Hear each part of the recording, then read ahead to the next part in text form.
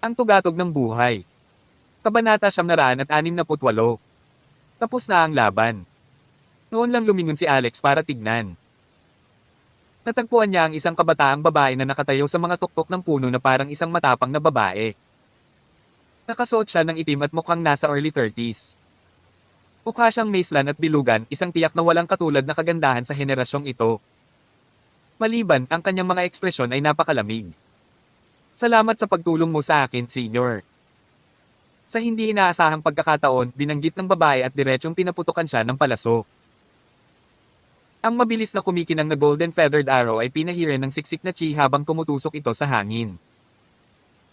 Nanlaki ang mga mata ni Alex at ang kanyang espiritual na kapangyarihan ay pumutok, automatikong pinapagana ang kanyang mystic armor. Ang palaso ay tila bumagal ng husto sa kanyang mga mata at masasabi niya ang pinagdaanan nito. Hindi ito nakatutok sa akin. Agad niyang hinala. Ang gintong balahibo na palaso ay dumampi sa kanyang balikat na tumama kay Byako ng isang kumatok. Bumaba ito sa kanyang guya. Malamang nang makita ni Byako na pinatay ang Grand Elder, alam niyang napakasama ng sitwasyon.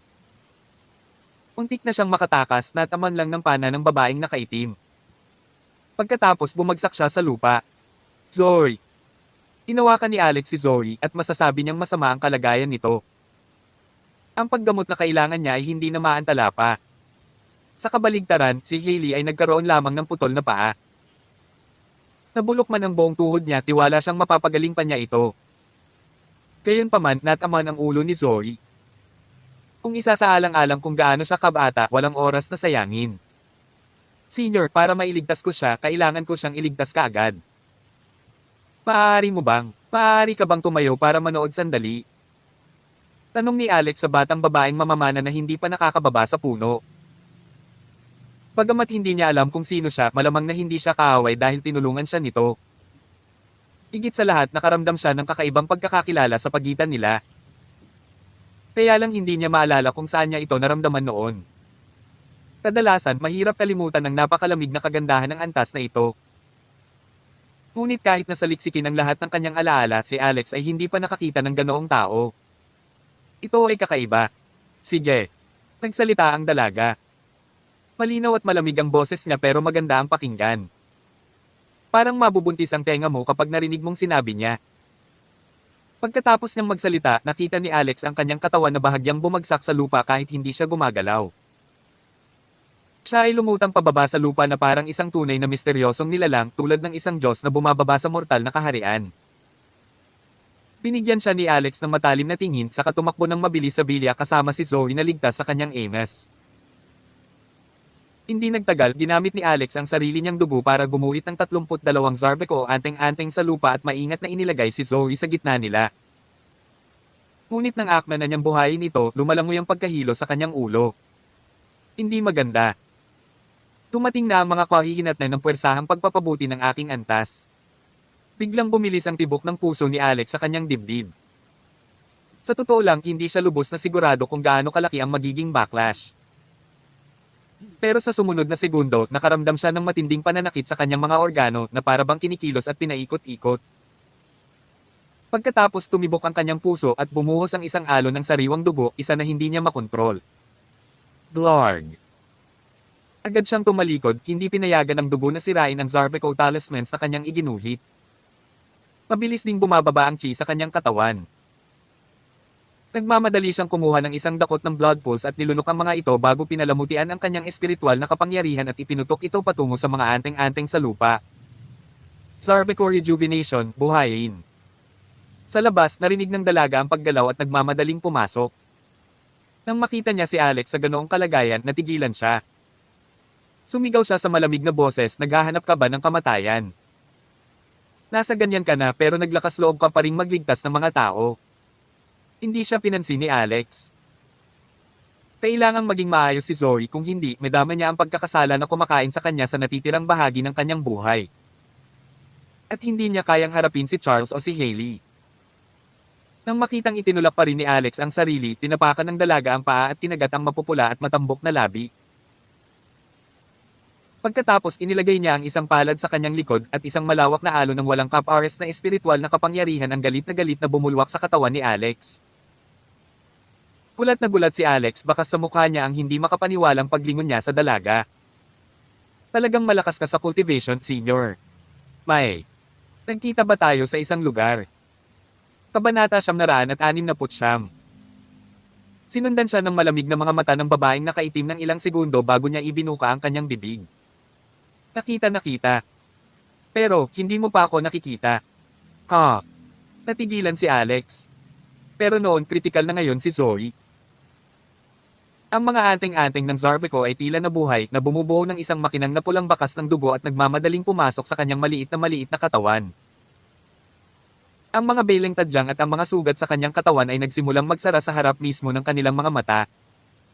At ang sugat sa ulo niya ay mabilis ding nag-iipon. Sa tulong ng dalagang nakaitim, 3 minuto lamang ang ginugol ni Alex sa pagpapagaling sa mga sugat ni Zoe. Ubo. Nagising si Zoe at dilat ang kanyang mga mata. Nagsimula siyang sumigaw ng may pag-aalala, bitawan mo ang aking ina. Hayaan mo na ang mommy ko.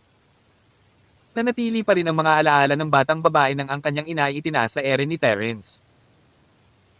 Pagkatapos nang makita niyang si Alex iyon sa harap ng kanyang mga mata, sumigaw siya at yamakap sa kanyang mga bisig. Tito Alex. Sa wakas nandito ka na. Sub, si mommy ay binubuli ng isang malaking kontrabida. Bilisin mo at iligtas mo si mommy. Siya ay labis na nagdurusa at hindi makahinga. Niyakap ni Alex ang bata at sinabing, it's fine, it's okay now. Ang nanay mo. Magaling na siya ngayon.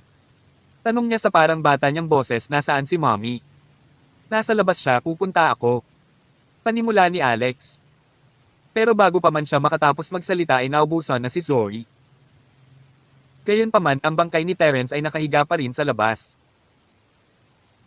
Kung makakita siya ng ganoong eksena, tiyak na magkakaroon ito ng negatibong epekto sa kanyang munting puso at mapuputol ang isang malaking psikolohikal na peklat sa kanyang isipan. Nagmamadaling inabot ni Alex si Zoe.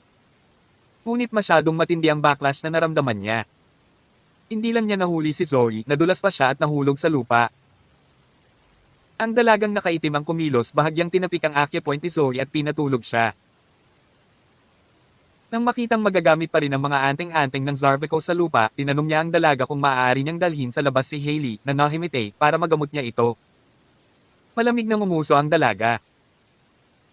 Sa estadong kinalalagyan mo, ni hindi mo kayang tumayo sa sarili mong mga paa at gusto mo pa ring iligtas ang iba. Anong iniisip mo? Gusto mo bang itapon ang iyong buhay? Hindi, bawal mo siyang gamutin. Yan. May mga sugat lang siya sa laman. Hindi siya mamamatay kahit na maantala ang paggamot ng ilang araw.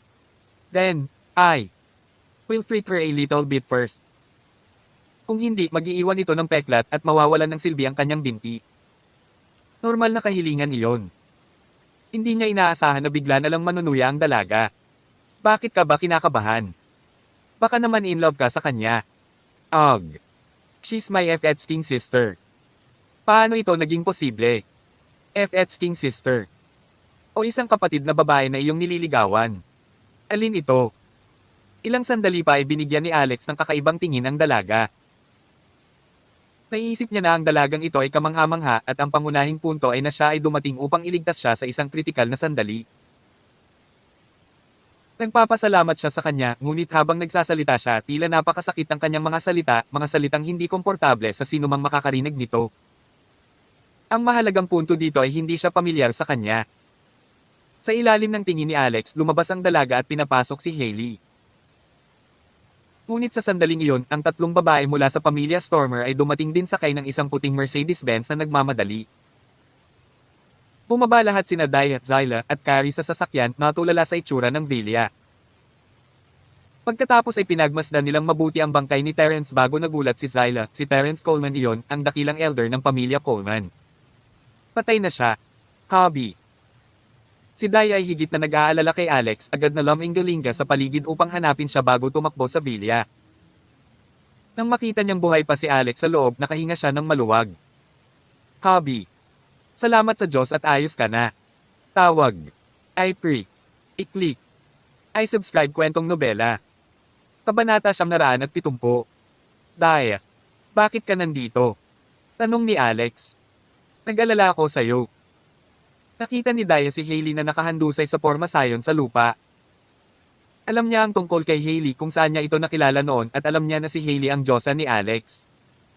Anong problema ni Sister Hailey? Okay lang ba siya? Ayos lang. Sisimulan ko siyang gamutin saglit. Ingatan mo si Zoe para sa akin. Okay lang, hubby. Sa pagkakataong ito, malamig na tingin ang ibinigay ng dalagang nakaitim kay Daya at biglang ngumisi, hubby. Parang hindi mo siya asawa. Kwalipikado ka bang tawagan siyang hubby? Ito. Ang mga salitang binigkas ng dalagang nakaitim ay namula sa kahihiyan. Kay ikaw, sino ka? You're not qualified to know who I am, sagot ng dalaga. Tapos malamig na ngumuso siya kay Alex. Ikaw, Rockefeller brat. Ang iyong mga magulang ay hindi pa nakakapaghiganti at hindi mo pa nalaman ang iyong sariling background. May saysay pa ba maghapong maligo sa mga bisig ng mga babae? Kung ako ang nanay mo, bibigyan kita ng isang malakas na sampal para magising ka. Isa pa, ano ang silbi ng pananatili sa mga babaeng ito sa paligid mo na walang dinadala kundi gulo? Hindi sa lahat ng pagkakataon ay may magliligtas sa iyo. Mukhang nahihiya si Alex. Senior, ang dami mong alam tungkol sa akin. Kung tatanungin ko, ano ang pangalan ng iyong pamilya? Ang aking apelyido ay Rockefeller. Malamig na sabi ng dalaga. Ano? Nagulat si Alex. Pwede mo akong tawaging. Tita, ano? Napatalon si Alex gulat at hindi makapaniwala ang nakasulat sa buong mukha niya. Nagmamadali siyang nagtanong, ikaw, kapatid ka ng tatay ko. Nasaan siya ngayon? Itanong mo yan sa sarili mo. Sabi ng dalaga. Kung may kakayahan ka, humanap ka. Pero sa pagtingin mo, mas nahuhumaling ka sa mga babae. Ikaw ay isang aksaya ng espasyo. Sa ganitong bilis magiging mahirap para sa iyo na mahanap ang iyong ama sa buong buhay mo. After a pause, she said, aalis na ako. Isasama ko ang babae sa labas. Habang sinasabi niya yon, nagtaas siya ng kamay at isang dragon bone sword ang tumusok sa lupa sa tabi ni Alex. Noong pinupulot ng kanyang tiyahin ang sarili niyang mga golden feathered arrow, nahawakan din niya ang dragon bone sword ni Alex at ngayon ay ibinabalik ito sa kanya. Nais ni Alex na hilingin sa dalagang nakaitim na manatili at tanungin siya ng lubusan tungkol sa kanyang sariling ama at sa relasyon nila ng kanyang ama. Gayunpaman, ang paggamot ni Hailey ay mas kritikal pa rin at hindi niya magawang hilahin ang kanyang sarili pansamantala at kaya't pinapanood na lamang niya ang kanyang pag-alis. Teka. Senior, tita. Mag-iwan ng numero para sa akin. Sigaw niya. Wala akong isa. Ibinato ni Tita Rockefeller ang malamig na mga salitang iyon, hindi man lang nag-abala kay Zyla o Kari nang umalis siya ng bahay. Direkta niyang pinuntahan si Biako, binuhat siya, at pagkatapos ay naglakad palayo sa Maple Villa Walo na may matikas at magaan na mga yope. Pagkaraan ng 10 minuto, ang malubhang nasugatang tuhod ni Hailey ay nakabawi ng kalahati. Hanggat inalagaan niya ito ng maayos at gumaling, walang anumang kahihinatnen. Isa pa, siguradong gagamutan ulit siya ni Alex mamaya kaya hindi na kailangang mag-alala. Pagmulat niya ay niyakap niya si Zoe sa kanyang dibdib na may luha sa kanyang mga mata. Ko, Alex, sabi ni Daya. Ang pagkamatay ng Grand Elder ng mga Coleman sa Missouri ay tiyak na magdudulot ng malaking chain reaction. Kapag nalaman ito ng pamilya Coleman, natatakot ako na mababaliw sila.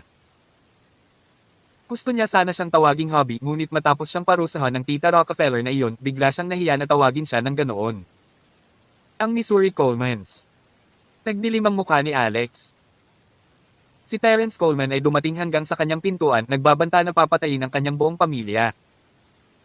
The bottom line was, hindi man lang niya binitawan ng isang maliit na bata tulad ni Zoe. Kung hindi niya nakuha ang kanyang paghihiganti para dito, kung gayon hindi siya isang tao. Sa pagkamatay ni Terence, wala ng Grandmaster na nakaupo sa tuktok ng Missouri Colemans. Interesado ba ang pamilya Stormer? Tanong niya at tumingin kay Zyla. Si Daya ay hindi masyadong sigurado sa mga pangyayari sa loob ng Michigan Stormers, ngunit dahil si Zyla ay anak ni Zane, tiyak na alam niya kung ano ang nangyayari. Nagningning ang mata niya. Kukontaken ko kagad ang aking ama. Kabanata 971. Ano? Patay na ang Grand Elder ng Missouri Colemans. Ang patriarch ng pamilya Stormer, si Zane, ay nabigla nang matanggap niya ang tawag at halos ihagis ang telepono sa lupa. Gayunpaman, hindi nagtagal ay narinig niya ang tungkol sa kung paano pumunta si Terence sa California upang hanapin si Alex na gustong sirain ang kanyang buong pamilya. Sa halip, pinatay siya ni Alex. Galit na galit si Zane nang marinig iyon. Itong Terence talagang nagukay siya ng sariling libingan. Nauubos na ba siya sa katandaan? Noong narito siya, halos hindi niya mahawakan ang kanyang buhay sa ilalim ng mga kamay ng guro ni Alex. Ngayon, namatay na siya. Mabuti yan. Aanihin mo ang iyong itinanang pagkatapos ng lahat. Nakatanggap na si Zyla ng balita bago ito at sinabing, narinig ko ang impormasyon na inilabas ng pamilya Coleman bago ito na nagsasabi na ang hitsura ng amo ni Alex sa tirahan ng Stormer ay isang ilusyon lamang. Iyon siguro ang dahilan kung bakit naglakas loob itong si Terence na hanapin siya. May mali yata sa utak niya. Paano namatay si Carlos noon? Nakita niya ito sa sarili niyang mga mata at nakalimutan na niya kaagad. Sino pa ang maaari niyang sisihin sa kanyang sariling pagkamatay? Dad, ganito na ngayon. Galit na galit talaga si Master Alex. Hindi lamang sinaktan ng pamilya Coleman ang kanyang Diyos ang babae, ngunit maging ang 5 taong gulang na anak na babae ng kanyang kapatid na babae ay muntik nang mapatay ng mga mabangis na kamay ni Terence. Itong paghihiganti, kailangan nating ipaghiganti. Tapos tinanong niya kami kung ano ang kahulugan ng aming pamilya Stormer. Si Zane Stormer ay isang ambisyosong tao sa huli pagkatapos ng lahat. Matapos mag-isip ng wala pang 10 segundo ay agad siyang nagdesisyon. Sa panahong ito, kinwestiyon ng iba pang mga maharlikang pamilya ang katotohanan na ako ay isang Grandmaster sa bukas at palihim. Lahat sila ay mga palakaw lamang sa ilalim ng balon. Paano nila malalaman kung gaano kagaling si Master Alex? Kahit na sa aking antas ng Grandmaster, ito ay katumbas lamang ng isang intermediate na antas. Walang galang si Terence kay Master Alex, gustong patayin ang buong pamilya niya. Pupunta ako sa mga Coleman at hahanapin ang hustisya para kay Master Alex. Zyla, salamat kay Master Alex ang ngalan ko. Ang mga Coleman ay nawalan ng isang Grandmaster. At hindi pa kumalat ang balita. Para sa pamilya Stormer na kumilos para sa kapakanan ni Alex, ito ay katumbas din ng paggawa ng unang hakbang. Ang paggawa nito ay mag-aani ng malaking benepisyo para sa kanila. Ang 8 pamilya ng hari ay nagkaroon ng kasunduan na hindi nila papatayin ang isa't isa. Ngunit sa katotohanan, ang 1000 taong gulang na pamumuno na ito ay matagal nang nawala ng silbi. Hanggat may nakahanap ng tamang dahilan, maaari nilang patayin ang ibang partido. Gayunpaman, pagkatapos na patayin ni Tristan ang pamangkin ni Carrie at subukang gamitin si Dyer bilang isang natural na hurno sa ilalim ng pagkukunwari na kunin siya bilang kanyang asawa, iyon mismo ay sapat na dahilan para sa digmaan at ang ibang mga maharlikang pamilya ay walang karapatang manghimasok. Hanggat hindi nila lipulin ang buong pamilya Coleman, walang sino man ang magsasabi ng kahit ano. Pagkababa ng tawag ay agad na pinatawag ni Zane ang pamilya. Bigyan ng utos na ang lahat ng martial artist na mas mataas sa Mystic Rank ay dapat magtipon at sumunod sa akin upang kolektahin ang utang sa amin ng Missouri Colemans. Si Richard Asterisk.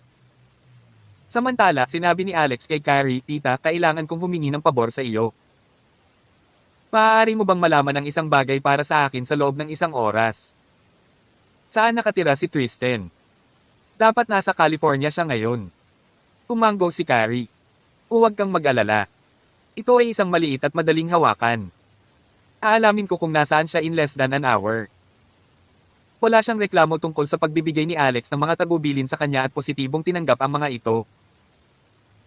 Para sa kanya, si Tristan Coleman ay isang pag-iral na nagpakulo ng kanyang dugo sa sama ng loob. Pinatay ng lalaki ang nag-iisang anak na lalaki ng kanyang kapatid ng walang anumang dahilan at hinding-hindi niya makakalimutan ang hitsura ng kanyang nakatatandang kapatid habang umiiyak ito sa sakit. Pagkatapos ay tinawagan ni Alex si Waltz. Unting Waltz, bumaba kasama si Asher sa Maple Villa 8. At tinawagan niya si Michelle. Dalhin ang lolo mo sa Maple Villa 8. At ang huling tawag ay kay Nathan. Nasaan ka? Master, kababalik ko lang sa California. Nagpunta ako sa isa sa mga bundok ng bulkan at nagkaroon ako ng magandang ani. Punta ka sa Maple Villa. May kailangan akong gawin sa'yo. Ang mga taong ito ang pinakamalakas sa pangkat ni Alex. Gayunpaman, pagkatapos ng nangyari ngayon, lalo na't nakilala niya si Tita Rockefeller, ang dalagang nakaitim, bigla siyang nakaramdam ng matinding pangangailangan. Sa una, siya ay natutuwa sa kanyang lakas, iniisip na ang rurok ng buhay ay hindi malayo sa kanyang maabot. Ano man ang Grandmaster noon, hindi sila ganoon kahirap pakitunguhan. Ngunit ngayon, direktang pinuna siya ni Tita Rockefeller at tinawag siyang isang pag-aaksaya ng espasyo. Ano ang ibig sabihin noon? Ibig sabihin, nakita ni Tita Rockefeller ang isang pag-iral na mas makapangyarihan at kahanga-hanga kaysa kung ano siya. Sa paghusga mula sa pagputok ng lakas at kung paano niya ibinahagi ang kanyang espiritual na kapangyarihan sa kanya sa pamamagitan ng kanyang palad, ang cultivation power ni Tita Rockefeller ay natalo ng hindi bababa sa 3 beses. Kaya naman, kailangan niyang pagbutihin ang kanyang lakas sa lalong madaling panahon. Hindi lang sa kanya kundi maging sa lahat ng nasa ilalim niya. Tawag. I pray. I-click. I subscribe kwentong nobela. Kabanata 972. Maya-maya, dumating sina Waltz at Asher. Matapos marinig ang nangyari, galit na galit si Waltz kaya malapit na siyang tumakbo sa mga Coleman at patayin silang lahat. Sa 8 PM sa tuldok, dumating si Nathan. 8:08 PM, dumating si Michelle kasama ang patriarch ng pamilya Yao na si Keith. Matanda na si Keith Yao, mas matanda kay Nathan, hindi pa banggitin ng mga 3 hanggang 5 taon na lang ang natitira para i-enjoy niya ang kanyang buhay. Gayunpaman, nag-practice siya ng traditional na martial arts ng pamilya Yao, ang Slans Joda, sa buong buhay niya at ang kanyang antas ng paglilinang ay katanggap-tanggap pa rin. Kaya maaari pa rin siyang makatulong. Nagpasya si Alex na huwag sayangin ang alinman sa kanyang mga mapagkukunan. Alas 8:15 ng gabi, nagmamadaling pumunta si Carrie. Nahanap ko na kung nasaan si Tristan. Siya ay nasa isang pribadong club na tinatawag na Red Mill. Pero na. Nagtaas ng kamay si Alex at sinabi ng si Richard Asteris. Ang Red Mill Private Club ay isang nangungunang high-end private club sa isang distrito ng California. Pagdating sa kung gaano ito karangyan, ito ay mas maganda kaysa sa City Salon at Bell Blossom. Ang mga pumasok at lumabas sa lugar ay ang mga tunay na mayayaman. Ito ay pag-aari ng pamilya Coleman, isa sa 4 na dakilang pamilya ng California. Ang mga Coleman dito ay isang sangay ng mga Coleman ng Missouri. Dumating sina Tristan at Jenbo sa California para magpagamot sa isang immortal doctor. Natural, hinanap muna nila ang pamilyang Coleman pagkatapos ay pumasok sa Red Mill. Sa sandaling ito, isang binata ang kausap si Tristan. Ang tao ay ang panganay na anak ng mga Coleman ng California, si Sven Coleman. Young Master Tristan, kaya ang kakaiba mong sakit ay dulot din nito. Pagkatapos masasabi kong 100% para sigurado na dapat ang asshole na iyon, si Alex Rockefeller. Walang ibang makakaisip ng ganyang vicious streak maliban sa kanya. Umanggo si Tristan bilang pagsang-ayon. Sinabi mo iyan ng may katiyakan. Sa pagtingin sa iyo, tila kahit na ikaw ay nagdusa ng parehong sa kanyang mga kamay. Puno ng poot, dumura si Sven, Young Master Tristan, maaaring hindi mo alam ito pero mas masama pa ako sa iyo noon. Napipilitan kang kumain ng putik at ngayon ay mayroon kang putik na inangkat mula sa Switzerland na talagang masustansya. Ngunit para sa akin sa oras na iyon, kailangan kong kumain ng tae. Lord. Kapag naiisip ko, parang gusto ko pa rin masuka. Agad na natigilan si Tristan sa katahimikan. Hindi alam ni Tristan ang katotohanan na si Sven ay nahipnotismo ni Daya.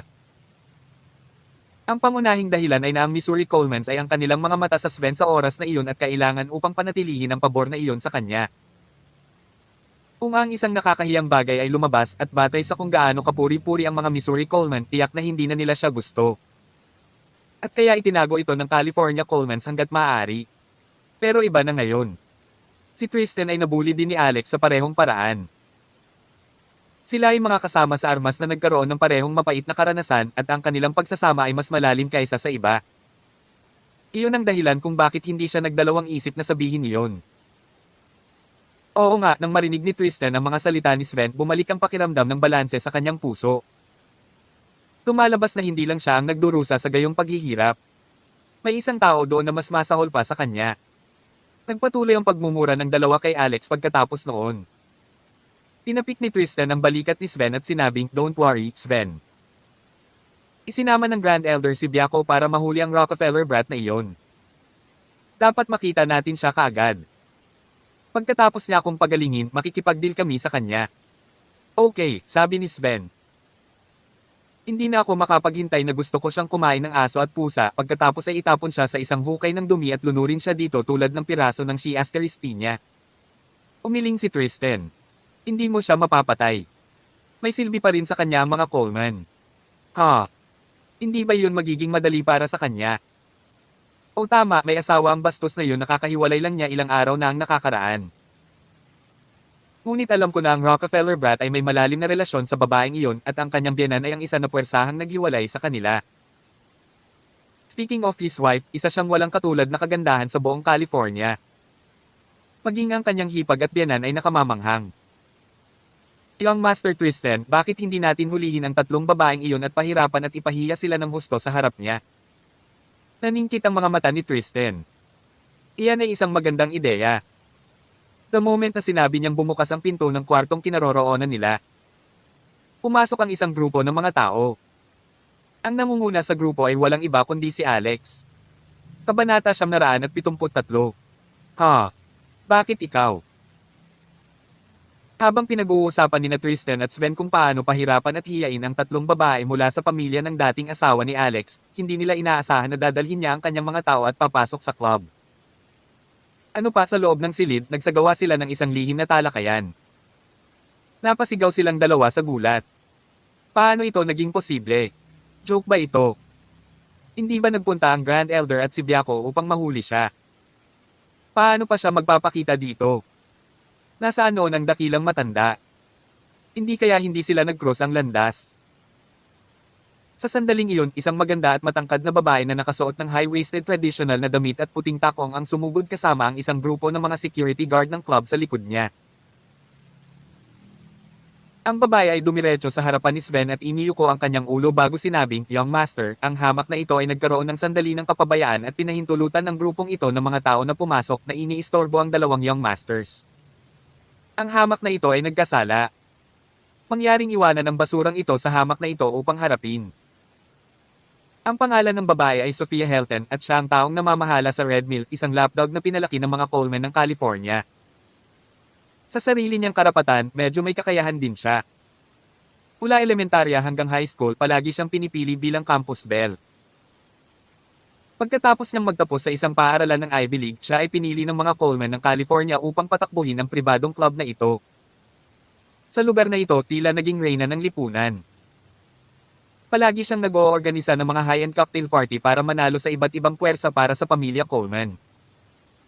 Sa California, siya ay itinuturing na isang high-class na celebrity. Ang mga babaeng miyembro sa apat na malalaking pamilya sa California at maging ang matataas na opisyal ay kailangang magbigay ng mukha sa kanya. Maging ang mga nangungunang tao sa California ay magalang sa kanya at ang kanyang sariling asawa ay tatawagan siyang kapatid na babae ng pamilyar. At kaya, namula si Sofia. Sa sobrang taas ng kanyang ulo sa ulap at hindi inilalagay ang kahalagahan ng iba sa kanyang mga mata, itong Red Mill Private Club ay naging kanyang palasyo ngayon. Ngunit ngayon, isang grupo ng mga nakakasira sa mata ang talagang pumasok at nakagambala sa kanyang marangal na amo. Kailangan talaga nilang mamatay ng 1,000 beses. Nang marinig nila ang mga salita ni Sofia, hindi nagsalita ni Tristan o Sven. At sa mga mata ni Sofia, galit na galit sila. Ang susunod na hakbang ay upang makita kung paano niya matutulungan silang ilabas ang galit na ito at hayaan silang makita kung gaano siya kakaya. Bigla siyang lumingon, sinabi sa grupo ni Alex sa malamig na boses, gaano kakatapang na pumasok sa pribadong club ng apat na dakilang pamilya. Siguradong nililigawan mo si kamatayan. Hindi mo ba alam na kaya kung makulong kayong lahat sa isang tawag lang sa itaas? Ngayon kagad lumuhad at humingi ng tawad sa dalawang Young Masters. Kung gayon ako, si Sophia Helton, ay bibigyan ka lamang ng isang maliit na parusa upang maiwasan itong mangyari muli. Kumaibot ang gilid ng labi ni Sven. Nang tingnan niya ng malinaw kung sino ang mga taong nakatayo sa likuran ni Alex, naramdaman niyang namanhid ang kanyang ulo. Kalimutan ang tungkol sa iba. Maging sina Waltz at Michelle ay minsan nang nakapasok sa tirahan ng mga Coleman. Ngayong wala nang matatandang nakaupo sa tuktok ng mga Coleman, naramdaman niya ang kanyang puso na gustong kumawala sa kanyang lalamunan mula sa pagkabalisa na kanyang naramdaman. Sophia Helton. Sinusubukan ba niyang maghukay ng mga libingan para sa kanilang lahat? Sampal. Si Waltz, na nakatayo sa kaliwa ni Alex, ay humakbang pasulong upang magbigay ng isang malaking mahigpit na sampal kay Sophia. Anong klaseng biro ito? Isang aso ng mga Coleman ang nangangahas na tumahol dito. Alam mo ba ang kasabihang naguhukay ng sarili mong libingan? Masakit ang mukha ni Sofia at maging ang kanyang mga ngipin ay naramdaman ang suntok. Untik na siyang malaglag ng isang tama sa lupa. Nang ibalik niya ng diretso ang ulo niya at tiningnang mabuti ang nakabangga sa kanya ay bahagya siyang natigilan. Waltz, mula sa Thousand Miles Conglomerate. Ang emosyon sa mukha niya ay hindi napalitan ng takot kundi ng matinding galit. She shouted with an pangit expression, Waltz, gusto mo na bang mamatay? Dahil lang sa umupo ka bilang presidente sa Thousand Miles, sa palagay mo kaya mo nalang ihakbang ang ulo ng pamilya Coleman natin. Nawala ka na ba sa isip mo? Bagamat ang Thousand Miles ay hari sa ilalim ng lupa ng California, ito ay dahil lamang sa paghamak ng mga Coleman na maging bahagi ng bilog na iyon. Nakikita mo ba kung sino ito? Siya ay isang master mula sa Missouri Colemans, ang pinakabatang Earth Expert level warrior. Ang isa sa kanya ay kayang pumatay ng 1,000 sa inyo at hindi ka pa rin luluhod at iyuko ang iyong ulo. Ang dapat lumuhod ay ikaw. Nakikita ko na ikaw ang naghahanap ng kamatayan sa halip. Tawag. I pray. I-click. I subscribe kwentong nobela. Kabanata 974. Sa pagkakataong ito, ang nagsalita ay ang maliit na demonyo, si Michelle Yaul. Nang matapos siyang magsalita, sinipa niya ang buya ni Sofia. Hindi nakayanan ni Sofia ang suntok at agad siyang napaluhod. Galit na galit siya, parang ganoon ang mga eyeballs niya. Malapit nang lumabas sa kanilang mga socket.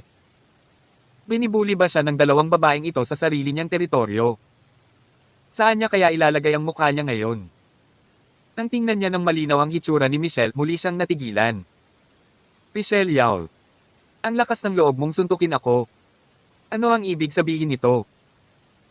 Kahit na ang pamilya Yaul ay nakipagtulungan sa Thousand Miles, hindi pa rin sapat na sampelan ng mukha ng isang Missouri Coleman. Naghahanap ka talaga ng kamatayan.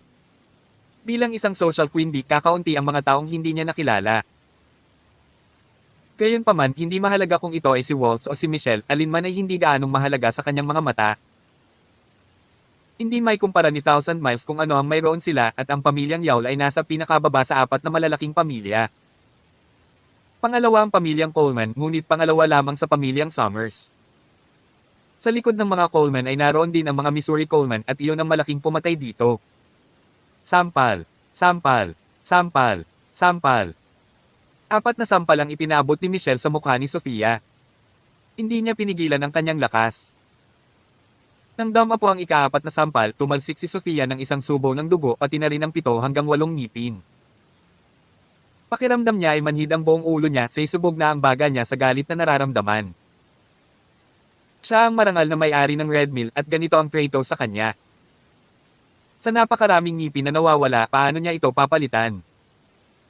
Bukod dito, ang pagkakaroon ng maling ngipin sa kanyang bibig ay makakaapekto sa kanyang reyna na ugali at imahe. God di man.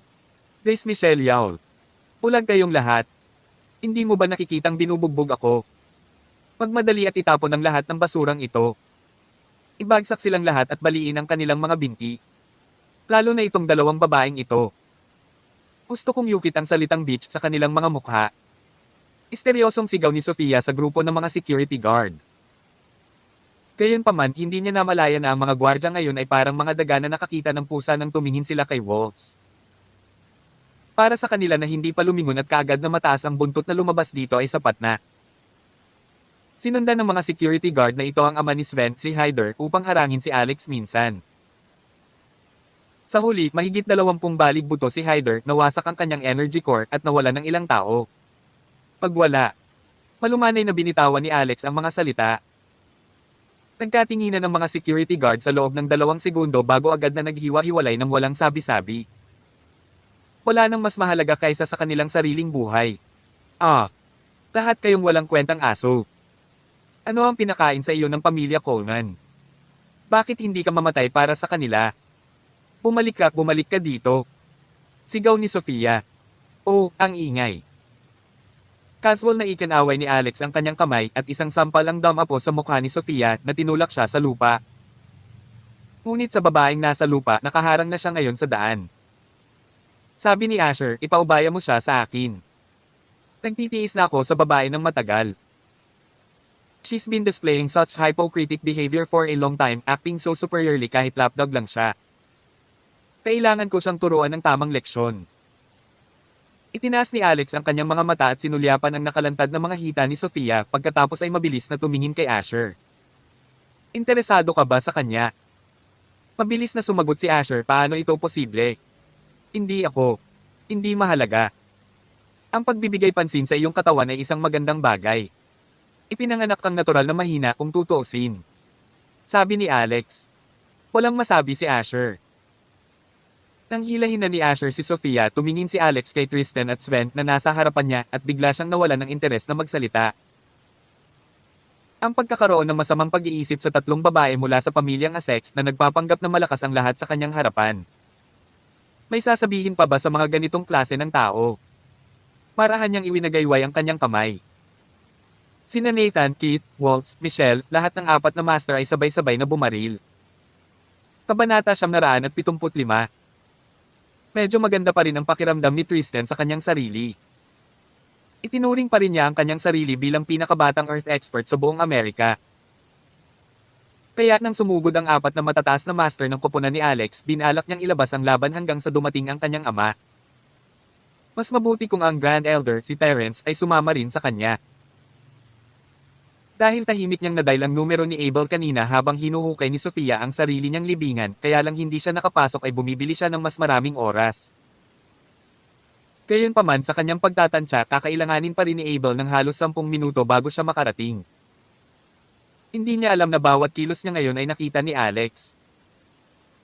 Ang tanging dahilan kung bakit hindi niya ito pinigilan ay dahil plano niyang hulihin silang lahat sa isang iglap. Noong hindi ko ipinakita ang aking kamay, naisip mo ba na ako ay isang may sakit, mahinang pusa? Akala mo ba ang titulong pinakabatang dalubhasa sa daigdig sa Amerika ay para lamang palabas? Pumayaw si Tristan at ang cultivation base ng isang Earth Expert Warrior ay sumabog. Ang kanyang panloob na lakas ay naging masigla gaya ng rumaragasang dagat. Itinakda niya ang kanyang unang target kay Waltz. Basta mahuli kong hostage itong babaeng ito, mas makakabili pa ako ng oras. Mas magkakaroon ako ng kumpiyansa kapag hinarap ko ang basurang ito kasama si tatay sa tabi ko. Naisip niya sa sarili. Inabot niya upang kunin si Waltz, ngunit ang magandang silk fan sa kamay ni Waltz ay bumagsak, nakaharang sa kanyang kamay. Boom! Tarat-tarat! Nang harangin ng silk fan ang kanyang kamay, nagulat siya. Nararamdaman din niya ang isang uri ng madilim, mapang-ipang enerhiya na nagmumula rito. Paano ito posible? Maaari rin ba siyang Earth expert? Para sa isang babaeng mukhang mas bata sa kanya na magkaroon ng ganoong lakas, hindi ba biro noon ang titulo ng pagiging pinakabatang dalubhasa sa daigdig sa Golden Era? Sumabog ang aura niya. Itinapon ng silk fan, ngunit napilitang umatras si Tristan. Ang kanyang kanang braso ay namamanhid sa sakit na tila wala na ito sa kanyang kontrol. Sa sumunod na sandali, umabot na rin ang pag-atake ni Michelle. Ang kanyang mahahabang binti ay bumaril na hamampal sa dibdib ni Tristan. Pagwala. Galit na galit si Tristan. How does all these people attack him? Akala ba talaga nila pushover siya? Lumipad siya pabalik sa laban sa isang pagtalon. Snap! Parang mga paputok ang tumutunog. Ang martial arts ni Michelle ay isang binagong bersyon ng Slunge Joda na may maapoy at mabangis na galaw bilang sentro nito. Itinuon niya ang kanyang panloob na lakas sa kanyang mga binti na nagpalakas sa kanyang lakas sa pag-atake. Ang kanyang cultivation base ay malapit sa antas ni Waltz at ito ay dahil gumamit si Alex ng iba't ibang paraan upang madaliin ang kanyang level hanggang sa halos antas ng peak ng Mystic Rank at half-stepped Earth Expert. Sa kabilang banda, nagdusa si Tristan sa pagkain ng putik sa panahong ito. Ang isa ay bumangon habang ang isa ay bumagsak. Nagtama ang magkabilang paa nila. Si Tristan na pala ang mas mababa, halos mabali ang buto sa kanyang mga binti sa pagkakabangga. Ito. Anong nangyayari? Earth expert din ang babaeng ito. Si Michelle ay may hitsura ng isang bata na may mature na katawan at siya ay isang estudyante sa universidad. Gayunpaman, ang kanyang mukha ay tila siya ay isang mag-aaral sa gitnang paaralan, halatang mas bata kaysa kay Tristan. Ngunit sa isang pag-atake lamang na ito. Well, para matalo ng isang babae ang sariling Earth expert level ni Tristan, anong klaseng biro ito? Talaga bang naapektuhan ang kanyang pagtatanim ng putik na kanyang natupok? Ang sumunod ay nadurog at binugbog si Tristan ng dalawang babae. Hindi kinailangan ni Nathan o Keith na magtaas ng daliri. Si Sven na nakatayo sa gilid ay hindi pinansin ng iba. Tumigil ka. Biglang umalangaw-ngaw ang isang dagendong. Dumating na si Abel. Sa kanyang ginawa, nakita niya ang sarili niyang anak na dinudurog at binubugbog. Hindi lamang itim at bughaw at namamaga ang kanyang ilong kundi bumulwak ang dugo mula sa kanyang ilong at bibig. Ang isang braso niya ay nakayuko sa awkward angle, halatang bali. Parang lalabas ang mga mata niya at naramdaman niyang umabot sa kumukulo ang galit niya. Naglakas loob kang gumawa ng isang hakbang laban sa Missouri Colemans. Humihingi ka talaga ng kamatayan. Katulad ng sinabi niya, ang magandang silk fan sa kamay ni Waltz ay sumabog sa isang nakakagulat na liwanag. Isang pulang guhit ng anino ng fan ang lumitaw sa hangin. Kabanata 976. Tumama ang liwanag sa leeg ni Tristan. Squelch. Ang dugo ay tumalsik kung saan-saan at isang ulo ang tumaas sa hangin. Bumagsak ang ulo ni Tristan sa hangin at nakita niya ang sariling katawan na bumulwak ng dugo. Nanlaki ang mga mata niya na para bang sinusubukan niyang alalahanin ang eksena bago siya mamatay. At sa kanyang puso, hindi niya maipaliwanag na naisip, well, hindi mahalaga. Ang kamatayan ay isang kaginhawaan. Sa wakas ay hindi ko na kailangan pang kainin ang kasuklam-suklam na putik na iyon. Hindi. Umungol si Abel sa langit. Si Tristan ang kanyang anak, ang pinakamalaking pagmamalaki sa kanyang buhay at siya rin ang pinakamalaking pag-asa para sa mga Coleman ng Missouri. Ang lahat ay umaasa sa kanya na mabilis na lumaki upang maakay niya ang mga Coleman ng Missouri sa bagong taas na sinira ang tanikala ng 8 dakilang pamilya ng hari at mas mataas pa kaysa dati. Pero ngayon, ang lahat ng mga inaasahan at pag-asa ay nasira. Ang kanyang puso ay umiiyak ng mga luha ng dugo. Ikaw, lahat kayo ng ahas na patayin ang anak ko. Naglakas loob kang sirain ang pag-asa ng pamilya Coleman sa Missouri. Ang mga Missouri Coleman ay hindi magpapahinga hanggat hindi ka namatay. Umuso si Michelle. Ganyan ba talaga kagaling ang mga Missouri Coleman? Pagkatapos ng gabing ito, kung ang 8 dakilang maharlikang pamilya ng Golden Era ay magkakaroon pa rin ng Missouri Colemans o hindi ay ibang usapin. Ano? Nagulat si Abel at nabalisa siya na tila may naalala. Ibinaba niya ang isang nagngangalit na titig kay Alex. Tapos biglang nagbago ang mukha niya. Nasaan ang ating Grand Elder? Hindi ka ba niya hinanap? Saan siya nagpunta? Patay na siya. Mahina kong sabi ni Alex. Ano? Imposible, ang Grand Elder ng mga Coleman ay isang Grandmaster, paano siya? Ang kanyang mga salita ay biglang natapos. Kanina lang tinawagan niya si Terence. Tumaan ang tawag ngunit walang sumasagot. Kung buhay pa si Terence, bakit hindi niya kunin ang telepono? Higit sa lahat, kahit si Biako ay hindi kinukuha ang kanyang telepono. Bahagyang umiling si Alex at sinabing, alam mo ba, sa mga talento ng iyong anak, maaari siyang makalusot sa Earth Expert at maging Grandmaster sa loob ng 5 taon. Ngunit ang kasalanan ay nakasalalay sa katotohanan na lahat kayo ay masyadong naiinip at nais na siya ay maging isa sa 1 taon at gagamitin din si Dio bilang isang natural na hurno. Kapag napunta ka sa maling landas, wala nang babalikan. Ang mga Coleman ay patuloy na nagtatambak sa mga pagkakamali. Mula sa simula hanggang sa huli, wala ni isa sa inyo ang minsang nag-iisip kung mali o tama, eh. Mayroon bang isa sa inyo na nahihiya? Wala. Sa kabaligtaran, gusto mo akong kunin bilang iyong alipin at sa kabilang banda, sinubukan mo rin akong sirain. Hindi mo man lang pakakawala ng isang 5 taong gulang na bata. Ang isang pamilya ba na tulad nito ay karapat-dapat sa maharlikang titulo? Sa huli, ang sisihin ay nasa sarili mong pamilya Coleman. Namumula ang mukha ni Abel sa galit ngunit namutla rin. Sa wakas, lumihis ito sa isang bagay na kahindak-hindak at tiningnan niya si Alex na parang makamandag na ahas na nakatingin sa biktima nito, isang napakalaking sama ng loob na nag-aalab sa loob nila. Ikaw. Ang lahat ay dahil sa iyo. Umiling si Alex, marahang iwinagayway ang kamay. Paalisin mo siya para makasama ang kanyang anak. Ang buong pamilya ay dapat ayusin ng lubusan. Nanguna si Nathan sa pagkakataong ito. Tapos sumunod naman si Keith. Hindi gumalaw sina Waltz at Michelle. Makalipas ang 15 segundo, tumahimik ang lahat. Bukod kay Alex at sa kanyang team, ang naiwan na lang sa kwarto ay si Sven na umiihi sa kanyang pantalon. Si Richie Asteris. Sa tirahan ng mga Missouri Coleman, ang patriarch ng pamilya, si Wesley Coleman, ay nakaupo sa grand chair sa main hall kasama ang kanyang nakababatang anak na lalaki, si Adam, at ang kanyang asawang si Jessica. Ayon sa oras, sa palagay ko ay dapat na nakipagkita si Tristan sa Immortal Doctor ngayon. Iniisip ko kung paano ito nangyayari.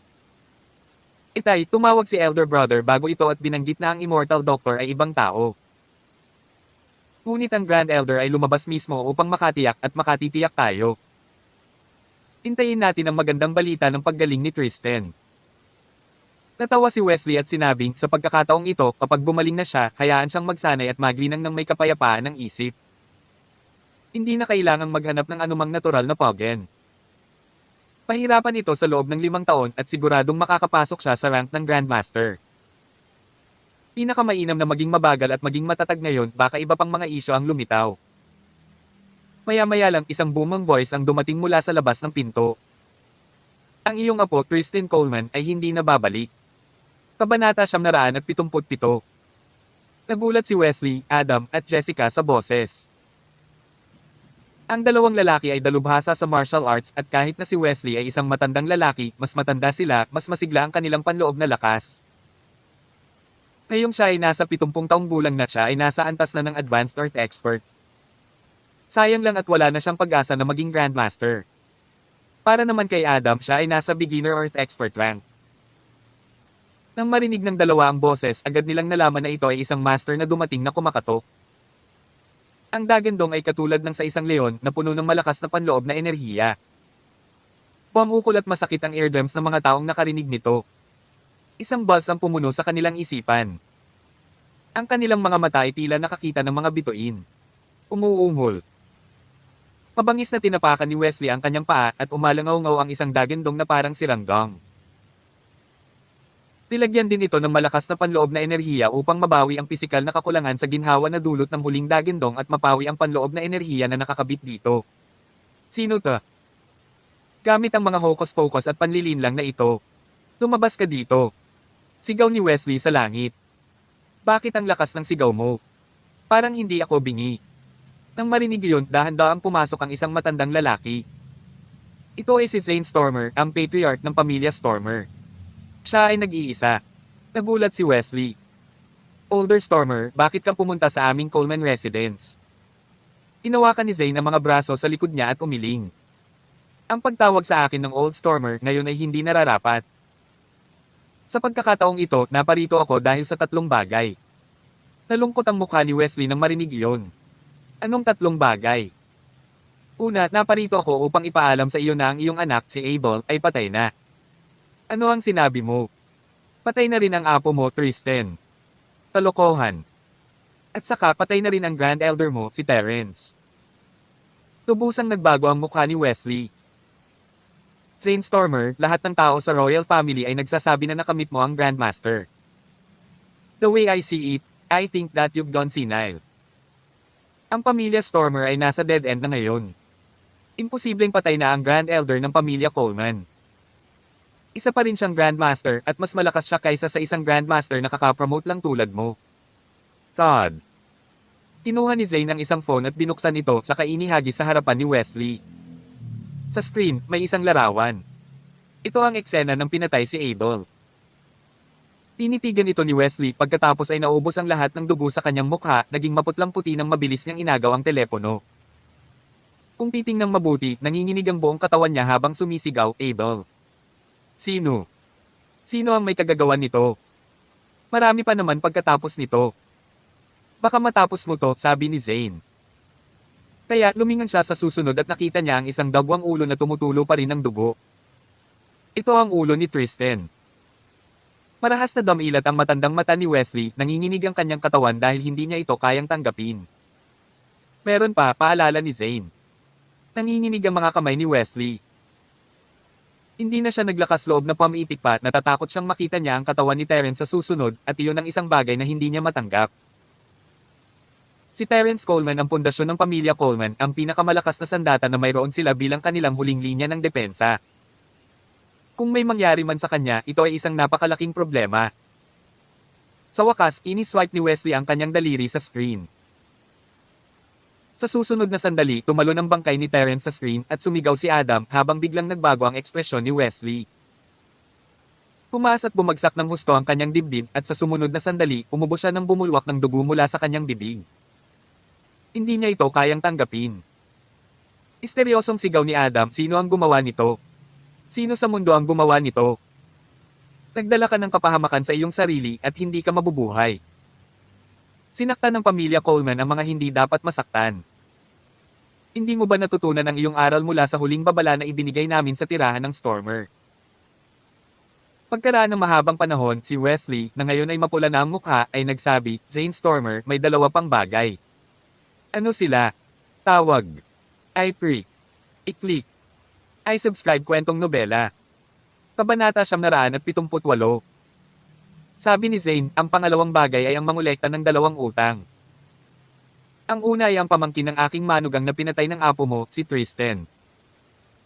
Ang pangalawa ay gusto mong gamitin ang apo ko bilang neutral na hurno para sa apo mo.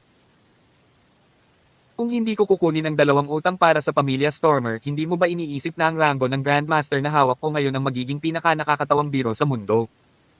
Patay na si Tristan. Ano pa ba ang gusto mo? Tanong ni Adam. Oo, patay na si Tristan. Ngunit hindi ba't ang iyong mga Coleman ng Missouri ay buhay at maayos pa? Sabi ni Zane. Oo. Isa pang subo ng dugo ang lumabas mula sa bibig ni Wesley at umungol siya, ikaw. Naparito ka para sirain ang pamilya Coleman. Zane Stormer, huwag kalimutan na may mga patakaran sa 8 dakilang pamilya ng hari na hindi ninyo kayang sirain ang isa't isa. Umiling si Zane. Hindi ko intensyon na sirain ang pamilya Coleman. Patay na si Tristan kaya alinsunod sa kasalukuyang batas magbayad. Gusto ko kalahati ng mga ari-arian ng pamilya Coleman. Ano? Bakit hindi mo nalang kunin sa pamamagitan ng puwersa? Sa sobrang galit ni Adam, pakiramdam niya halos sumabog na ang baga niya. Kahit na ang isang leon ay hindi magkakaroon ng ganoong gana kapag ibinuka nila ang kanilang mga bibig. Kumanggo si Zane. Maaari mong isipin iyon sa paraan. Wala na sa focus ang mga mata ni Wesley. Kung gayon, ano ang pangatlong bagay? Ang pangatlo. Ang aura sa paligid ni Zane ay biglang tumaas na parang isang banal na espada na hinugot. Sinamahan ito ng isang matalim na kamamatay na hangarin na tumataas patungo sa kalangitan. Ako, si Zane Stormer, ay nakamit ang rango ng Grandmaster. Hindi ako dapat hindi igalang, ngunit ang iyong pamilyang Coleman ay dumating sa aking pintuan, tinatapakan ako. Gusto kong kunin mo ang sakripisyo na kutsilyo at kitilin ang iyong buhay. Sumambulat si Adam, bullshit. Isa ka lang Grandmaster na kakaakyat lang. Sa tingin mo ba hindi ka magagapi sa mundong ito? Ang mga Panginoon sa pamilyang Coleman ay kasing dakila ng kalangitan. Paano kung isa kang Grandmaster? Papatayin ka pa namin. Biglang pumasok ang isang grupo ng mabangis na mukhang mandirigma. Tumpak, tambucho. Lahat sila ay mga elite ng pamilya Stormer at ang lahat ay basang-basa sa dugo na papaligiran ng isang nakamamatay na aura. Nang makita ito ni Adam, naramdaman niyang nadurog ang kanyang puso. Para naman kay Wesley, bumagsak siya sa lupa sa kanyang puwitan. Parang umalis na ang kaluluwa niya sa katawan niya. Tapos na tayo, tapos na ang pamilya Coleman. Isang malamig na tawa ang pinakawalan ni Zane, ang kanyang kamay ay pumutok palabas. Ipinikit ni Wesley ang kanyang matandang mata, hindi man lang nagpakita ng anumang senyales ng pagtutol. Si Richard Asterisk. Ding. Sa Maple Villa 8, nakatanggap si Diane ng mensahe sa kanyang telepono. Nang buksan niya ito ay isang larawan. Larawan iyon ng ulo ni Tristan. Nang makita ito ni Daya ay agad niyang ibinigay ang telepono sa kanyang ina na si Carrie. Ang larawan ay, syempre, ay ipinadala sa kanya ni Alex. Ang dahilan ay upang bigyan siya ng isang pakiramdam ng seguridad at tiyakin kay Carrie na ang kanyang pamangkin ay naipaghiganti. Halos kalahating minutong tinitigan ni Carrie ang telepono bago tuluyang ibinaba ito sabay buntong hininga. Patay na si Tristan pero hindi na mabubuhay ang pinsan mo. Para sa iyong tiyuhin, ito ay isang sakit na hindi mabubura magpakailanman. Baka sa mukha ni Daya ang panlulumo. Para sa kanyang tiyahin at tiyuhin, ang mawalan ng kanilang nag-iisang anak sa gitna at katandaan ay isang hindi maisip na sakit. Ang paghihiganti ay isang uri lamang ng kal-iwan para sa kanila, ngunit hinding-hindi nito mapapagaling ang mga sugat sa kanilang mga puso. Nay, nagpa siya akong bumalik sa pamilya Stormer upang kumuha ng pagsasanay sa antas ng impyerno, biglang sabi ni Diane na may determinadong hitsura sa kanyang mukha. Ano? Nagulat si Carrie at Zyla. Bakit? Maiintindihan ko pa kung sinabi mo noon since ayaw mong pakasalan si Tristan. Pero ngayon may Alex ka na, bakit nasa isip mo pa rin to? Hindi, tiyak na hindi. Hindi ako papayag. Mariing tumanggi si Carrie. Dahil dito kailangan kong tanggapin ang pagsasanay na ito at lumakas, sabi ni Daya. I don't want to be a burden to him and I don't want to be called a troublemaker na nagdudulot lang ng gulo sa kanya. Ayokong paghiwalayin tayo ng kamatayan balang araw. Gusto kong maging isang taong makakatulong sa kanya. May tiwala ako na kakayanin ko. Ang mga salita ni Tita Rockefeller ay tumama sa kanyang puso. Kung ang babaeng nakaitim na iyon ay talagang tiyahin ni Alex, hindi ba siya, Daya Stormer, ay direktang sisipain sa larawan? Hindi, tiyak na hindi ito papayagang mangyari. Siya ay nagtataglay ng walang katulad na kapangyarihan sa pag-iisip at tiyak na magtatagumpay siyang makalabas ng buhay sa purgatoryong iyon. Kabanata 179. Patay na si Tristan pati si Abel. Pati si Sven ay patay na. Nagbigay siya ng mungkahi na kidnapin ang 3 babae mula sa pamilyang Essex at pahirapan at ipahiya sila sa harap ni Alex. Para makapag-suggest ng sobrang sakit, mas hinamak pa siya kaysa kay Tristan. Hindi posible na payagan siyang mabuhay upang makita ang bagong taon. Lumabas si Alex sa Red Mill na may blankong tingin sa mukha. Sa koridor, nakita niya si Asher at ang babaeng makasarili, si Sophia Helton. Sa sandaling iyon, si Sophia ay nakahiga sa lupa, tumatahol ng ligaw at patuloy na nagpupumiglas. Napaupo si Asher sa kanyang katawan, dahilan para hindi siya makagalaw. Kahit paano mo ito tingnan, ito ay tila kahangahangang katulad ng isang sexual na pag-atake. Natigilan si Alex. Wala sa mood si Waltz na ipagpatuloy ang panunood at tinakpan ng palad ang kanyang noo habang sumisigaw, Asher, anong ginagawa mo? Ang babaeng ito ay isang social queenie mula sa California Coleman's. Hindi mo alam kung ilang lalaki na ang nakasama niya. Kung gusto mo ng babae, hindi naman kailangan ganito, di ba? Hindi ba sapat para sa iyo ang magagandang babaeng manager sa 1,000 miles? Hindi ka ba natatakot na magkasakit? Nanigas si Asher at agad na tumalon mula sa kinauupuan niya sa ibabaw ni Sophia. Nasilip sa boses niya ang hiya at kaba. Hindi ko ginawa. Nang tumalon si Asher, nakita ito ng lahat. Ang mukha ni Sophia, na maaaring inilarawan sa simula na walang kapintasan at maganda bilang isang bulaklak, ay inukit at duguan sa mga salitang Oilm A. Beach. Mukhang ang mga kasanayan sa pagsulat ni Asher ay hindi na kailangang hilingin. Bukod dito, ang pag-ukit ng kutsilyo ay ibang-iba sa kanyang panulat. Ang mga salita ay baluktot at may iba't ibang laki. Hindi man sila kasing husay na mga isinulat ng isang mag-aaral sa elementarya, ngunit malinaw na nasasabi ang mga salita. Ang lahat ay biglang dumating sa parehong pagkaunawa. Kaya hindi nilalabag ni Asher si Sophia, inukit niya ang kanyang mukha. Hindi mahirap isipin na tiyak na magdudulot ito ng sensasyon para sa social queenie ng California na maglakad-lakad kasama ang mga salitang iyon sa kanyang mukha sa hinaharap. Hindi nakaimik si Alex. Gayunpaman, pinalakpakan ni Michelle ang kanyang mga kamay at pinalakpakan siya. Hindi masama, hindi masama. Miss Waltz, hindi ba sinabi ng babaeng ito na gusto niyang ukitin ang mga salitang beach sa aming mga mukha? Ngayon na ang kanyang mukha ay may eksaktong mga salita, tila nakuha na niya ang kanyang nais. Paano natin mapapanatili ang isang bagay na napakasariwa at nakakaintriga sa ating sarili? Kailangan nating hayaan ang publiko na panoorin ito kasama natin. Agad na inilabas ng munting demonyo ang kanyang telepono at nagsimulang kumuha ng iba't ibang larawan ni Sophia mula sa iba't ibang anggulo. Napasigaw si Sophia sa takot, agad na itinaas ang kanyang mga kamay upang takpan ang kanyang mukha. Malamig na singgal ni Michelle. Mas mabuting alisin mo ang mga kamay na iyon at ngitian mo ako. Kung hindi, huhuberin kita at yukit kay Asher ang buong Karma Sutra sa katawan mo. Si Asher ay tumingin sa kanya ng may takot. Miss Michelle, hindi ko kaya. Masyadong maraming salita iyon. Kahit ukit ko ang buong katawan niya, walang sapat na espasyo. Ano ba kasing pinag-aalala mo? Maaaring burahin at isulat muli ang isang pisara. Sa karamihan, kailangan mo lang magukit sa mga spot na inukit mo. Kalimutan mo na si Sophia. Sa pag-iisip kung gaano ito kakilakilabot, maging si Alex ay kinilig ng marinig iyon. Agad na umiyak si Sophia para humingi ng awa. No, please huwag mong ukit ang katawan ko. Aalisin ko ang aking mga kamay kaagad. Napakagaling. Titi. Masyadong matigas ang iyong ekspresyon. Marunong ka bang ngumiti o hindi? Ito ay dapat na maliwanag at maaraw tulad ng kapag nakikita mo ang iyong kasintahan. Maging mas natural, mag-pose, iyangat ang iyong mga paa. Iyon lang, sabihin mong keso. Lahat ng naruroon ay nakaramdam ng gulo. Oo naman, ang palayaw na maliit na Diablo ay hindi walang batayan at talagang may batayan para sa pagkakaroon nito. Pagkatapos niyang kunin ang mga larawan, hindi pinansin ni Michelle si Sofia at ipinadala ito sa kanyang mga kaibigan. Si Richie Asteris. Bumalik sa Mapleville 8, naroon ang tatlong babae mula sa pamilya Stormer. Ngunit tila kakaiba ang kapaligiran sa kanilang paligid. Nang makita ni Carrie si Alex ay agad na sumili ang ngiti sa kanyang mukha nang tumayo siya.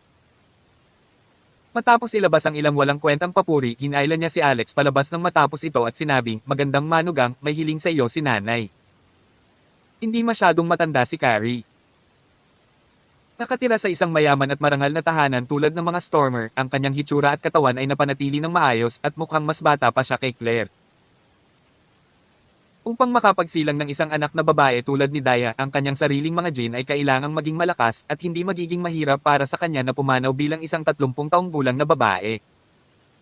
Kung nagsuot siya ng ilang pampaganda at nakasuot ng damit na pambata. Tawag. I-pre. I-click. I-subscribe kwentong nobela. Kabanata 980. Madali lang siyang nawalan ng malay bilang kapatid ni Daya. Isa pa, ang ganda ng ugali niya. Hawak ang kanyang mga kamay sa kanyang makinis na malajid na mga kamay at tinatawag na manugang, pati na rin ang kanyang pagtukoy sa sarili bilang kanyang ina. Naramdaman ni Alex ang kanyang sarili na naninigas. "Eh tita, don't hesitate to tell me anything," sabi ni Alex, bahagyang nauutal ang dila. "Bakit tita pa ang tawag mo sa akin? Ang anak na babae na pinalaki ko sa labis na pagsusumikap ay ipanganak ang iyong anak. Hindi ba ito mukhang medyo nahiwalay? Paano kung tawagin mo akong nanay? Ito, kay pwede mo ba akong bigyan ng oras?" "Oo naman. Pero talagang ang tingin ko sa iyo ay manugang ko." Ganito, napagpasyahan ni Daya na gusto niyang makibahagi sa infernal experience ng pamilya Stormer. Masyadong delikado iyon. Sa daang miyembro ng pamilya Stormer, 1 o 2% lamang ang mabubuhay. Ganyan kakamatay ang lugar na iyon. Manugang. Ang aking anak na babae ay marunong lamang kumanta, sumayaw, at kumilos bago ito, hindi pa siya natuto ng anumang martial arts, paano siya makakaligtas sa lugar na iyon. Kaya mangyaring pumunta at kausapin siya at hikayatin siya. Ikaw lang ang papakinggan niya ngayon. Matagal na natulala si Alex. Ano ang infernal experience? Ipinaliwanag ni Carrie na ang infernal experience ay isang uri ng cultivation method na ipinasa ng pamilya Stormer mula pa noong sinaunang panahon. Ilalagay nito ang mga kalahok nito sa isang espesyal na lokasyon upang manirahan doon sa loob ng 2 taon. Ang makalabas ng buhay sa lugar na iyon ay nangangahulugan na nagtagumpay sila sa pagsasanay. Kadalasan, ang mga nagtagumpay ay magkakaroon ng makabuluhang pagtaas ng kanilang cultivation base at maging isang alamat ng henerasyong iyon. Labis na curious si Alex. Ano sa mundo ang lugar na iyon? Gayunpaman, hindi rin masyadong malinaw si Carrie. Ito ay sikreto ng pamilya Stormer at kahit ako ay hindi malinaw sa mga detalye dahil ang mga direktang inapo ng pamilya Stormer ang maaaring sumali sa pagsasanay na ito. Ang mga taong mula sa iba't ibang pangalan ng pamilya na nagpakasal sa pamilya ay hindi kwalipikadong makilahok dito. Pero, alam kong delikado iyon. Habang nag-uusap sila, nahanap sila ni Daya at mariing sinabi, "Nay, hindi mo na kailangang hilingin kay Alex na hikayatin ako. Siguradong hindi ko nababaguhin ang desisyon ko tungkol dito." Mukhang nalungkot si Carrie. Sabi ni Alex, "Tita, hayaan mo akong makausap si Daya mag-isa." Pagkasabi nun, dinala ni Alex si Daya pabalik sa sarili niyang kwarto. Daya. Agad na tumalon si Daya sa kanya, napatigil siya sa pagsasalita gamit ang sariling labi.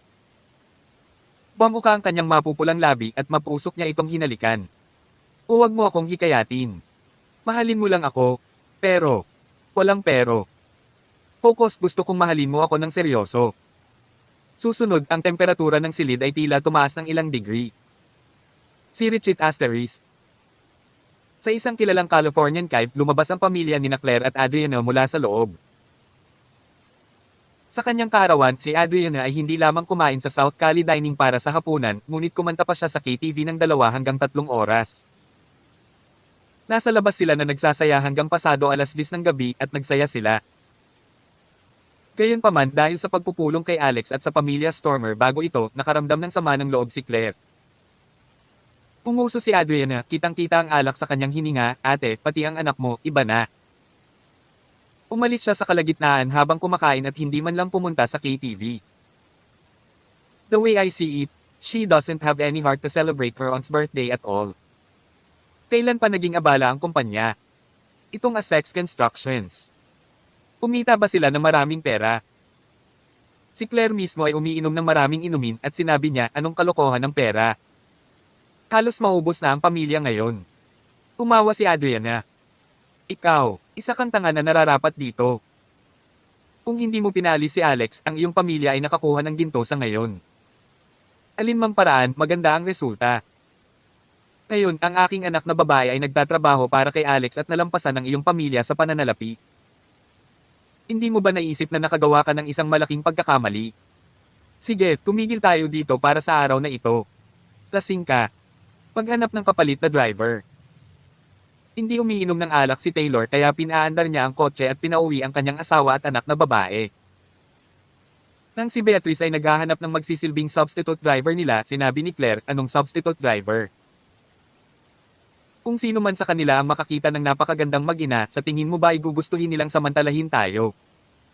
Hindi ako gaanong uminom. Kaya ako pa mag-drive. Sa huli, tulad ng pag-atras ng kotse sa parking space. Bang! May nabangga silang isa pang sasakyan. Lumabas si Beatrice para tingnan at napasigaw sa takot. Inay, tapos na tayo. Nabangga namin ang isang luxury car. Ito ay isang Rolls Royce. Kabanata 981. Ano? Rolls Royce. Kinabahan si Claire na halos maiihi na siya sa sasakyan. Bahagyang nanginig ang kanyang binti na naka-brake pedal at umusad ang sasakyan. Bang! Nahulog ang headlight ng Rolls Royce. Agad namang tumalon si Beatrice. Kung pasulong ng kaunti ang sasakyan, mapapatok siya ng kotse. Mama, anong ginagawa mo? Sinusubukan mo bang patayin ako? Agad namang huminto si Claire. Pawis na pawis siya kaya naging matino na naman siya. Bumaba siya ng kotse na kinakabahan. Isa talagang Rolls Royce. Ano ang gagawin ko ngayon? Narinig ko na ang kotse na ito ay nagkakahalaga ng higit sa 10 milyong dolyar. Magkano ang dapat kong bayaran? Inilibot ni Beatrice ang kanyang mga mata. Ito ay isang limitadong edisyon ng Rolls-Royce Silver Phantom. Ito ay humigit kumulang 50 milyong dolyar at narinig ko na ang pinakamahal ay nagkakahalaga ng higit sa 10 bilyon. Patay na patay kami sa pagkakataong ito. Marahil ay hindi tayo magkakaroon ng sapat na pambayad kahit na ibenta natin ang ating bungalow. Sigaw ni Claire. Pakiramdam niya ay iihi na siya sa pagkakataong ito. Nanginginig ng husto ang kanyang mga hita. Saan siya dapat manatili kung ibinenta nila ang kanilang bungalow? Tumakbo ka. Tumakbo ka na. Madilim ang langit ngayon at baka hindi tayo makita ng kamera. Umalis na tayo kung hindi tapos na ang bahay natin. Ang naiisip lang ni Claire ay hit and run at umakto na parang walang nangyari. Gayunpaman pagdating niya sa kotse, 2 KTV security guard ang lumapit. Nang makita nila na ang napakagurang kotse na nakaparada dito 1 oras na ang nakalipas ay pinatay ang mga ilaw nito at sa buong harap nito ay nakapipinsola, sila ay nabaalisa. Ano ba? Sigaw ng isa sa mga security guard. Ang pinakamahal na kotse sa lugar na ito, ang Rolls-Royce Silver Phantom, ay nataman ng husto. Sino ang gumawa nito? Pulag ba sila o ano? Masama ito. Ang kabayaran ay magiging abot langit. Ang salarin ay sinusubukang tumakas. Pabilis. Pigilan mo siya. Tumakbo ang security guard at sinubukang pigilan sina Claire at Beatrice na nagmamaneho palayo. Ihinto mo ang sasakyan at bumaba ka na. Alam mo ba na ikaw ay nasa malalim na problema? Nasisiraan ka na ba ng isip sa BMW mong basura?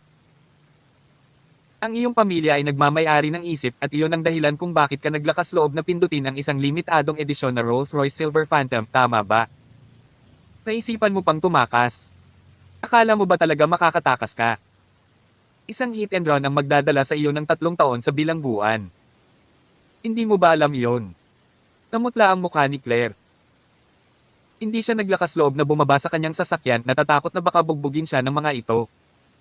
Nilainggan niya si Beatrice at sinabing, bilis. Tawagan mo ang kapatid mo. Sagot ni Beatrice, there's no use calling her, right? Wala siyang ganoon kalaking pera. Ang taong pumasok sa isip niya ay si Alex. Si Alex lang ang makakaligtas sa kanila ngayon. Sabi ni Claire, tawagan mo na lang siya. At least meron siyang a sex conglomerate. Sa karamihan, kailangan lang niyang ibenta ito.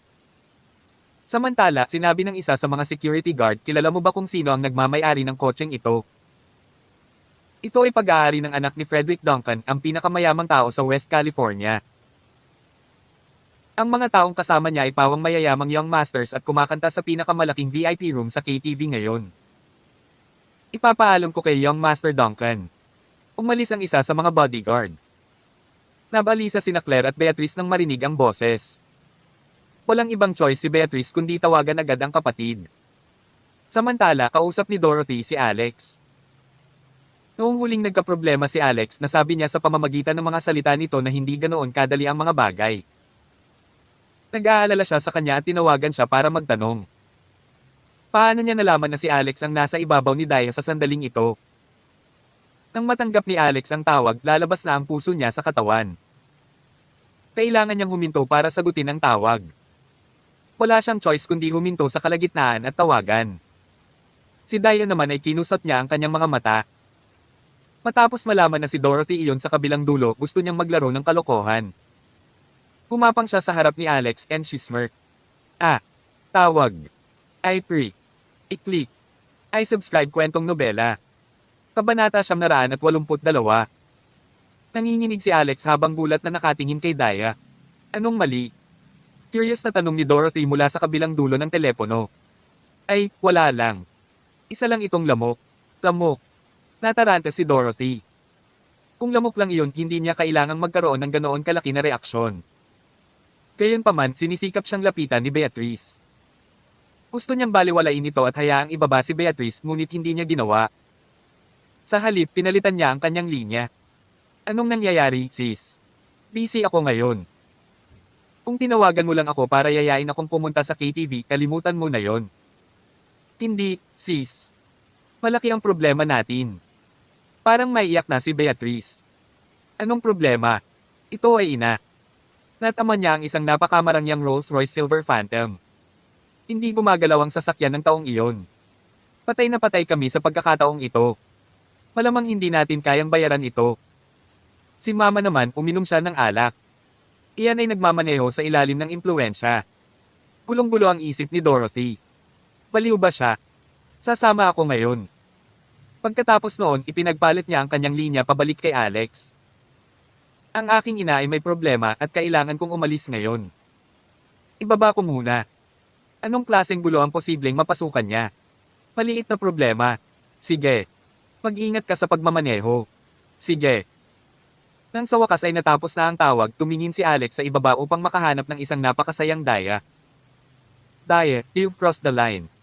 Hindi ko alam na ganito ka pala tao. Itinaas ni Daya ang kanyang ulo at marahang itinikom ang kanyang mga ngipin. Pero hubby, you've asked others to drive careful, but not me. Paano mo nasabi na lumagpas ako sa linya? Sinukli ni Alex ang kanyang mga daliri sa kanyang buhok. Ang ibig kong sabihin ay sobrang cute mo. Umiti si Daya. Kung ganoon, ipagpatuloy ba natin ang ating pagmamaneho? Siyempre. Kailangan mo ba ng gas? Taon 75. Self-service pump at iScan para magbayad, pakiusap. Pupunta ako sa highway. Paki-install muna ng etc. Salamat. Si Richit Asterisk. Mayroong ilang mga kabataan sa VIP room ng sikat na Californian KTV. Lahat sila ay maruruming mayamang tagapagmana at ang ilan ay kabilang sa pamilya Johansson at Summers, 2 sa 4 na pinakakilalang pamilya ng California. Kabilang sa kanila ang pangalawang batang master ng pamilya Johansson, si Ronald Johansson. Nagmamay-ari siya ng isang multi-billion entertainment company at marami siyang sikat na artista sa ilalim ng kanyang pakpak. Hindi lang iyon, ang nasa tabi niya ay si Mandy, isang babaeng lead mula sa pelikulang Order of Love. Siya ay isang napakasikat na A-lister na mayroong milyon-milyong tagahanga. Ang nakayakap naman kay Ronald ay ang kanyang may bahay. Para naman sa isa pa na nagmula sa pamilya Summers, ito ay si Timothy Summers. Ang kanyang pagkakakilanlan ay hindi pangkaraniwan dahil ang kanyang ama, si Johnny Summers, ay isang aktwal na opisyal ng gobyerno at nasa unang upuan ng California. Gayunpaman kasunod ng kanilang mga nakaupong posisyon sa VIP room, ang dalawang ito ay hindi nangunguna. Ang nangunguna ay isa pang hawkish na binata, ang pinakamayamang individual ng West California at apo ni Frederick Duncan, si Yon Duncan. Hindi mahalaga kung ito ay ang mga Johansson o Summer, lahat sila ay limitado sa California. Para naman sa pamilyang Duncan, sila ang pinakamayamang pamilya sa buong estado. Ang kanyang rango ay mas mataas kaysa alinman sa kanila at ang mga pagkakaiba ay makabuluhan din. Sa tabi niya ay isang dalaga na pambihira ang pananamit. Ito ay ang kapatid na may kaugnayan sa dugo ni Yon, si Jonas Duncan. Nagrereklamo si Jonas sa mga sandaling iyon. Sino ang nakakaalam kung ano ang ginawa ni Master Rockefeller sa aking lolo? Nilero niya siya na parang laro. Kinailangan naming gumastos ng bilyon-bilyong dolyar para makabili ng clubhouse sa California para sa Southern California Business Association bilang kanilang opisina. Gusto pa niya akong maging secretary ng freaking president. Parang kailangan ko siyang kunin at akitin. Yon, sa tingin mo ba naposes siya o ano? Sagot ni Yon, sis, don't you worry. Humingi ako ng tulong kina Timothy at Ronald. Hanggat narito sila, malalaman natin kung sino ang Master Rockefeller na ito. Kung magsinungaling siya sa akin, hindi ko siya bibitawan. Samantala, may kumatok sa pinto at pumasok ang isang security guard. Mukhang balisa siya. Yung Master Duncan, hindi ito maganda. May kumatok sa Rolls Royce mo. Kabanata 183. Ano ang sinasabi mo? Natigilan si Yon. Akala niya mali ang narinig niya salamat sa sobrang lakas ng pagkanta sa kwarto. Nang umulit ang security guard, napagtanto niyang hindi siya nagkamali sa narinig. Natama ng Rolls Royce Silver Phantom na ginastos niya ng 80 milyon para bilhin. Napasigaw si Yon, ano ba? Mali ba ang nakita mo? Nakaparada ang kotse ko sa parking lot. Paano natamon? Sagot ng security guard. May isang babae na hindi marunong magmaneho at siya ay kumatok sa iyong sasakyan. Pati ang mga headlight ay nahulog. Ano ba? Galit na galit tumalon si Yon at tumakbo palabas. Bagaman ang panganay na anak ng pinakamayamang tao sa kanlurang California, ang pera ni Frederick ay hindi lamang sa kanya. Ang 80 milyong dolyar ay hindi maliit na halaga at kinailangan niyang maglibot at hilingin sa ilang kaibigan na bilhin ang limitadong edisyong Rolls Royce na ito. Inabot siya ng 6 na buwan upang makuha ang kotse na pangalawa pa lang niyang pagmamaneho nito. Hindi man lang niya ito ipinakita at nawala ang mga headlight. Pagkatapos noon, lahat ng tao sa kwarto ay nagtakbuhan kasama niya. Si Richie Asterisk. Samantala, nasa loob ng Mercedes-Benz sina Claire at Beatrice. Hindi sila naglakas loob na bumaba ng sasakyan. Tungkol naman sa atmosphere, parami ng parami ang lumabas para manood. Ito ay isang Rolls Royce Silver Phantom na nabunggo. Ang pinakamarangyang kotse sa mundo ay may ngipin ng ganoon. Tumigil ang bawat dumadaan nang makita ang mga nalaglag na headlight ng luxury car. Lahat sila parang tumawa at umiyak ng sabay. Ang lahat ay nagsimulang kumuha ng mga larawan at ipost ang mga ito sa kanilang mga kwento na may salitang nakakagulat. Ang pinakamadalas na ginagamit. Isang babaeng nagmaneho ng Piley na Mercedes-Benz ang bumangga sa isang Rolls Royce Silver Phantom na nagkakahalaga ng higit sa 100 milyon at nawala ng 10 milyong dolyar ay nakakabigla. Sabay-sabay na naglakad ng mabilis palabas ng KTV si Yon at ang iba pa. Nandito siya, nandito siya. Nandito na ang may-ari. Nabalitaan ko na siya ang pinakamatandang young master ng pinakamayamang tao sa West California. No wonder napakayaman niya. Oh my goodness. Nakita ko si Timothy. Anak siya ni Chief Summers. At ang isa pa ay si Ronald, ang pangalawang young master ni Johansson. Nasa sasakyan sina Claire at Beatrice at habang naririnig nila ang usapan ng mga tao, mas lalong nadudurog ang kanilang mga puso. Lalo na si Claire, ramdam na ramdam niya ang pagkibot ng kanyang sphincter muscle. Desperado na talagang pumunta sa banyo, isa lang ang nasa isip niya. Sobrang baliw na tayo this time. Maging ang anak ni Chief Summers ay nandito. Napakamalas. Bumulong siya, nakalimutan nating tingnan ang kalendaryo bago tayo umalis ng bahay at nabangga ang Diyos ng kasawian. Paano tayo magiging malas? Dapat ay si Alex ang bituin ng kamalasan. Sabi ko na nga ba, walang maganda na lalabas kapag nakikita mo ang hamak na iyon. Siya ang tagapagbalita ng kasawian ng Essex. Sa tuwing makikita ko siya, tiyak na hindi ako mapalad. Ang bastos na ito. Bakit hindi pa siya ang wala sa swerte? Hindi nagustuhan ni Beatrice ang pananalita ng kanyang ina. Ngayon sobra ka na. Paano mo masisisi si Alex kung ikaw ang tumanggi sa payo? Kung nakinig ka sa akin at naging tsuper, paano ito nangyari? O pwede mo man lang hilingin kay sis na pumunta at sunduin kami? Ngayon, hindi ba ito kagaling? Habang nag-uusap sila, dumating ang may-ari. Nang makita ni Leon ang kanyang mamahaling sasakyan, sumambulat siya sa galit. Sinipa niya at sinipa ang Mercedes-Benz ni Claire. Labas. Umalis ka na ngayon. Nanginginig ang katawan ni Claire habang sumisigaw, nasira ko ang sasakyan mo nang hindi sinasadya, pero sinadya mong sinipa ang kotse ko para takutin ako. Sasabihin ko sa iyo, may sakit ako sa puso at kung may mangyaring masama sa akin, hindi mo mababayaran ang ginawa mo kahit na mayroon kang 10 Rolls Royces. Ang pahayag ni Claire ay ikinatuwa ng mga nanonood. Si Mandy, ang babaeng artista na tumabi kay Ronald, ay kinutya kahit ang pagpatay ng tao sa isang aksidente sa sasakyan ay nagkakahalaga lamang ng ilang milyong dolyar. Magkano sa tingin mo ang nararapat sa iyo? Alam mo ba kung magkano ang halaga ng Rolls-Royce Silver Phantom ni Young Master Duncan? Hayaan mo akong sabihin sa iyo. Nagkakahalaga ito ng 80 milyong dolyar at hindi ito isang bagay na hindi mabibili ng pera. Sa tingin mo ba ay nagkakahalaga ng 80 milyon ang iyong buhay? 10 nito ay magiging 800 milyon. Sumagot si Timothy, bumaba ka na. Kailangan ng paliwanag pagkatapos masira ang sasakyan ng ibang tao. Hindi ako bumababa ng kotse. Binitukan niya ako. I'll wait for my daughter to arrive before I say anything, umiiyak na protesta ni Claire. Ano? Sinipa kita. Malamang ay hindi pa nakikilala ni Leon ng isang manggugulo tulad ni Claire at siya ay natigilan. Kabanata 984. Samantala, kinuha ni Jonas ang isang iron bar mula sa kung saan at isinakay sa windshield ng Mercedes-Benz ni Claire. Binasag niya ito ng walang awa. Wala pa rin sa mood ang babaeng iyon. Ngayong nawasak na ang kotse ng kanyang kapatid at ang babaeng responsable sa insidente ay nag-uudyok pa ng gulo, hindi na siya nakapagpigil at walang awa siyang sinumbong. Nabasag ng tama ang windshield ng Mercedes at kung hindi dahil sa protective film, nabasag na sana ang salamin sa buong Claire at Beatrice. Napasigaw ang dalawang babae sa takot. Pagkatapos noon ay sinira ni Jonas ang bintana sa gilid at pilit na binuksan ang pinto ng sasakyan. Marahas niyang hinawakan ang buhok ni Claire at kinaladkad palabas ng sasakyan. Sampal.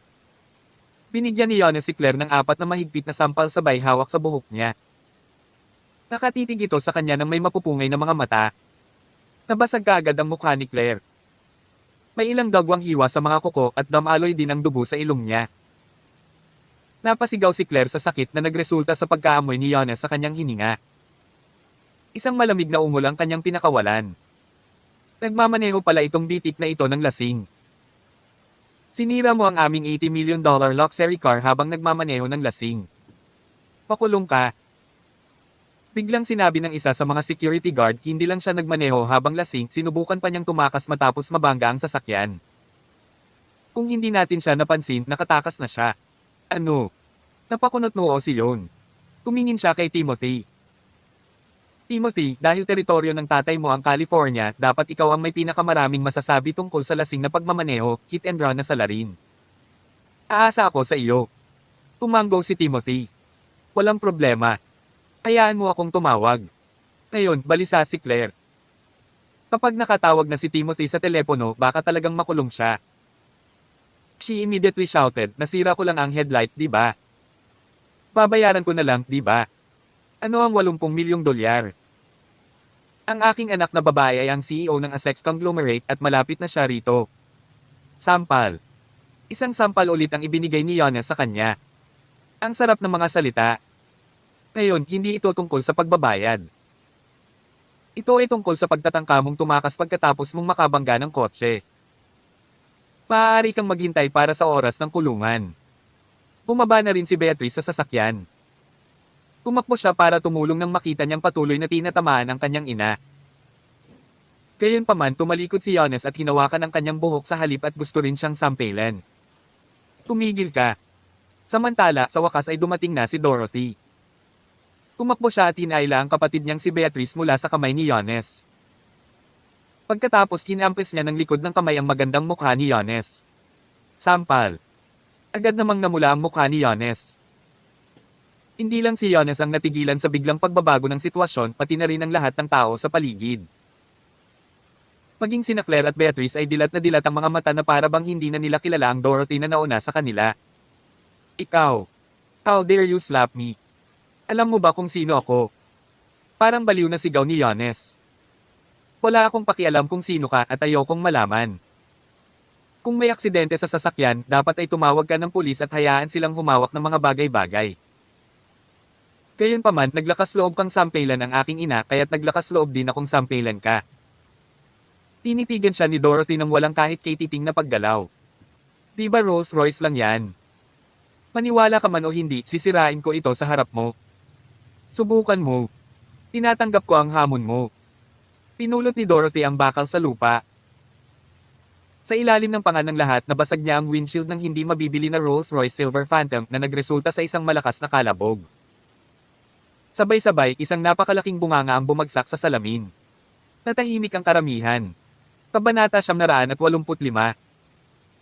Sa merkado, ang pagbagsak ng isang Mercedes-Benz o BMW dahil sa galit ay hindi na bago. Ngunit sino ang nakarinig ng pagbagsak ng $80 milyong na Rolls-Royce Silver Phantom dahil sa pagiging paiba-iba? Talagang hindi. Lahat ng nasa eksena ay nagwawala. Sino ang nakakaalam kung gaano karaming mga tao ang gumuhit ng malamig na hininga o kung gaano karaming mga tao ang nakuhanan ng labis at hindi kapani-pani walang eksena gamit ang kanilang mga cellphone? Hinawakan ni Claire ang braso ni Beatrice at hinawakan ito ng mahigpit. Sa labis na pagkabalisa, naging blanko ang kanyang utak at ang natitira na lang sa kanya ay mga tahimik na panaghoy. Tapos na ang lahat. Kung kailangan nating magbayad ng 10 milyon, malamang na hindi na natin mapanatili ang ating bungalow. Si Beatrice sa kabilang banda ay medyo kakaibang gamaan bago bumaba sa pagkabalisa habang pinagmamasdan ang pagsabog ng kanyang kapatid. Gayunpaman, tapos na ba ito? Hindi ito. Sa puntong ito, nagngangalit si Jonas. Siya ang unang apo ng pinakamayamang lalaki sa West California, ang piling tao na bumalik mula sa pag-aaral sa ibang bansa sa isang prestihiyosong unibersidad sa UK. Kilala sa mga tagalabas bilang si Princess Jonas, siya rin ang paboritong anak ng Duncan family business empire. Isang taong nagmula sa ganoong background, lamaking mataas at makapangyarihan at minamaliit ang lahat ng nilalang. Kailan pa siya nabuli ng ganito? Hindi lamang siya nasampal sa mukha, ngunit ang kotse ng kanyang miyembro ng pamilya ay nabasag sa harap ng kanyang mga mata. Huminga siya ng malalim at tumingin kay Dorothy na may masamang mukha. Hindi ko alam kung sino ang nagbigay sa iyo ng lakas ng loob na basagin ang isang kotse na pagmamay-ari ng pamilya Duncan o kahit nasampilan ako sa aking mukha, ngunit hayaan mo akong sabihin sa iyo ito. Ikaw ay nasa malaking problema at ang iyong buhay ay tapos na. Aalamin ko ang bawat impormasyon tungkol sa iyo at sisirain ko ang iyong karera sa California, ang buong Golden Era, at maging ang buong mundo. Ang bawat salitang lumalabas sa akin, ang gininto ang buwan ni Prinsesa Jonas, ay mga salita ng Jade. Ikaw at ang lahat ng miyembro ng iyong pamilya ay magiging pulubi. Gusto kong mawalan ka ng pera sa loob ng 3 araw. Sinabi niya ito sa napakalakas at matunog na boses na para bang ipinapahayag ang kapalaran ng 3 babaeng aseks. Prinsesa Jonas. Umisi si Dorothy, anak ka lang ng isang may-ari ng negosyo sa West California na kumikita lang ng ilang sentimo. Sino ang nagbigay sa iyo ng mukha para walang kahihiyang tawagin ang iyong sarili bilang prinsesa? Ikaw, biitik. Tinuro ni Jonas si Dorothy, papagalitan na sana siya. Si Dorothy, gayunpaman, ay itinaas ang bakal sa kanyang kamay at inihampas ito sa kanyang ulo. Napasigaw si Jonas sa takot. Napatulala at natatakot na makagalaw, hindi man lang siya nakaiwas ng kaunti at lubos na natulala. Ang tanging nagawa niya ay sumigaw sa takot. Napatulala rin ang lahat sa paligid, hindi inaasahan na magiging ganoon kaagresibo at mabangis si Dorothy. Hindi lang niya winasak ang Rolls-Royce Silver Phantom, ngunit muntik na niyang sampelan si Jonas hanggang mamatay gamit ang isang bakal. Tumigil ka! Sigaw ni Timothy. Ang kanyang ama ay si Chief Summers at kung ang isang pagpatay ay nangyari sa harap mismo ng kanyang sariling mga mata, ito ay higit o hindi gaanong makakaapekto sa kinabukasan ng kanyang ama. Ang direkta o hindi direktang mga kaaway sa politika ay maaaring tumalon at atakihin ang pinuno. Baka gamitin nila ang topic para atakihin siya. Gayunpaman siya ay masyadong nakatutok kay Dorothy na naghahanap ng kanyang sariling kamatayan. Wala siyang paghahanda at huli na siya nang makita niya ang baras na bakal na dumaan sa ulo ni Yones pagkatapos ay malakas na lumapag sa gilid ng bintana ng Rolls-Royce Silver Phantom. Crash! Nabasag ang buong bintana. Lahat ng nanunood nito ay nananagoy sa kanilang mga puso, lahat ay may malaking pakiramdam ng pagkakasala habang nasasaksihan nila ang isang marangyang sasakyan na nawasak. Gayunpaman, sila ay hinalinhan din. Hindi bababa sa pinalo ni Dorothy ang kotse, hindi ang tao. Ngunit labis na natakot si Yones. Ang tanging naramdaman niya ay ang kanyang tingting na anit at ang sakit sa kanyang mukha.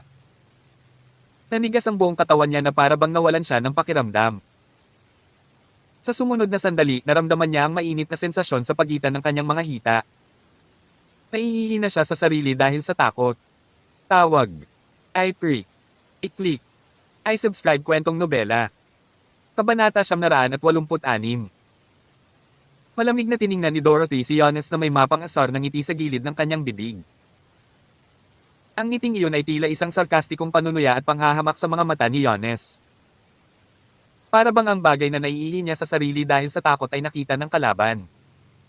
Tumingin si Dorothy kay Yon. Ang isang aksidente sa sasakyan ay isang aksidente sa sasakyan. Ayon sa nominal na proseso, sinaktan niya ang nanay ko at binitukan ko naman siya. Sinira niya ang kotse ko at winasak ko naman. Ito ay patas, tama ba?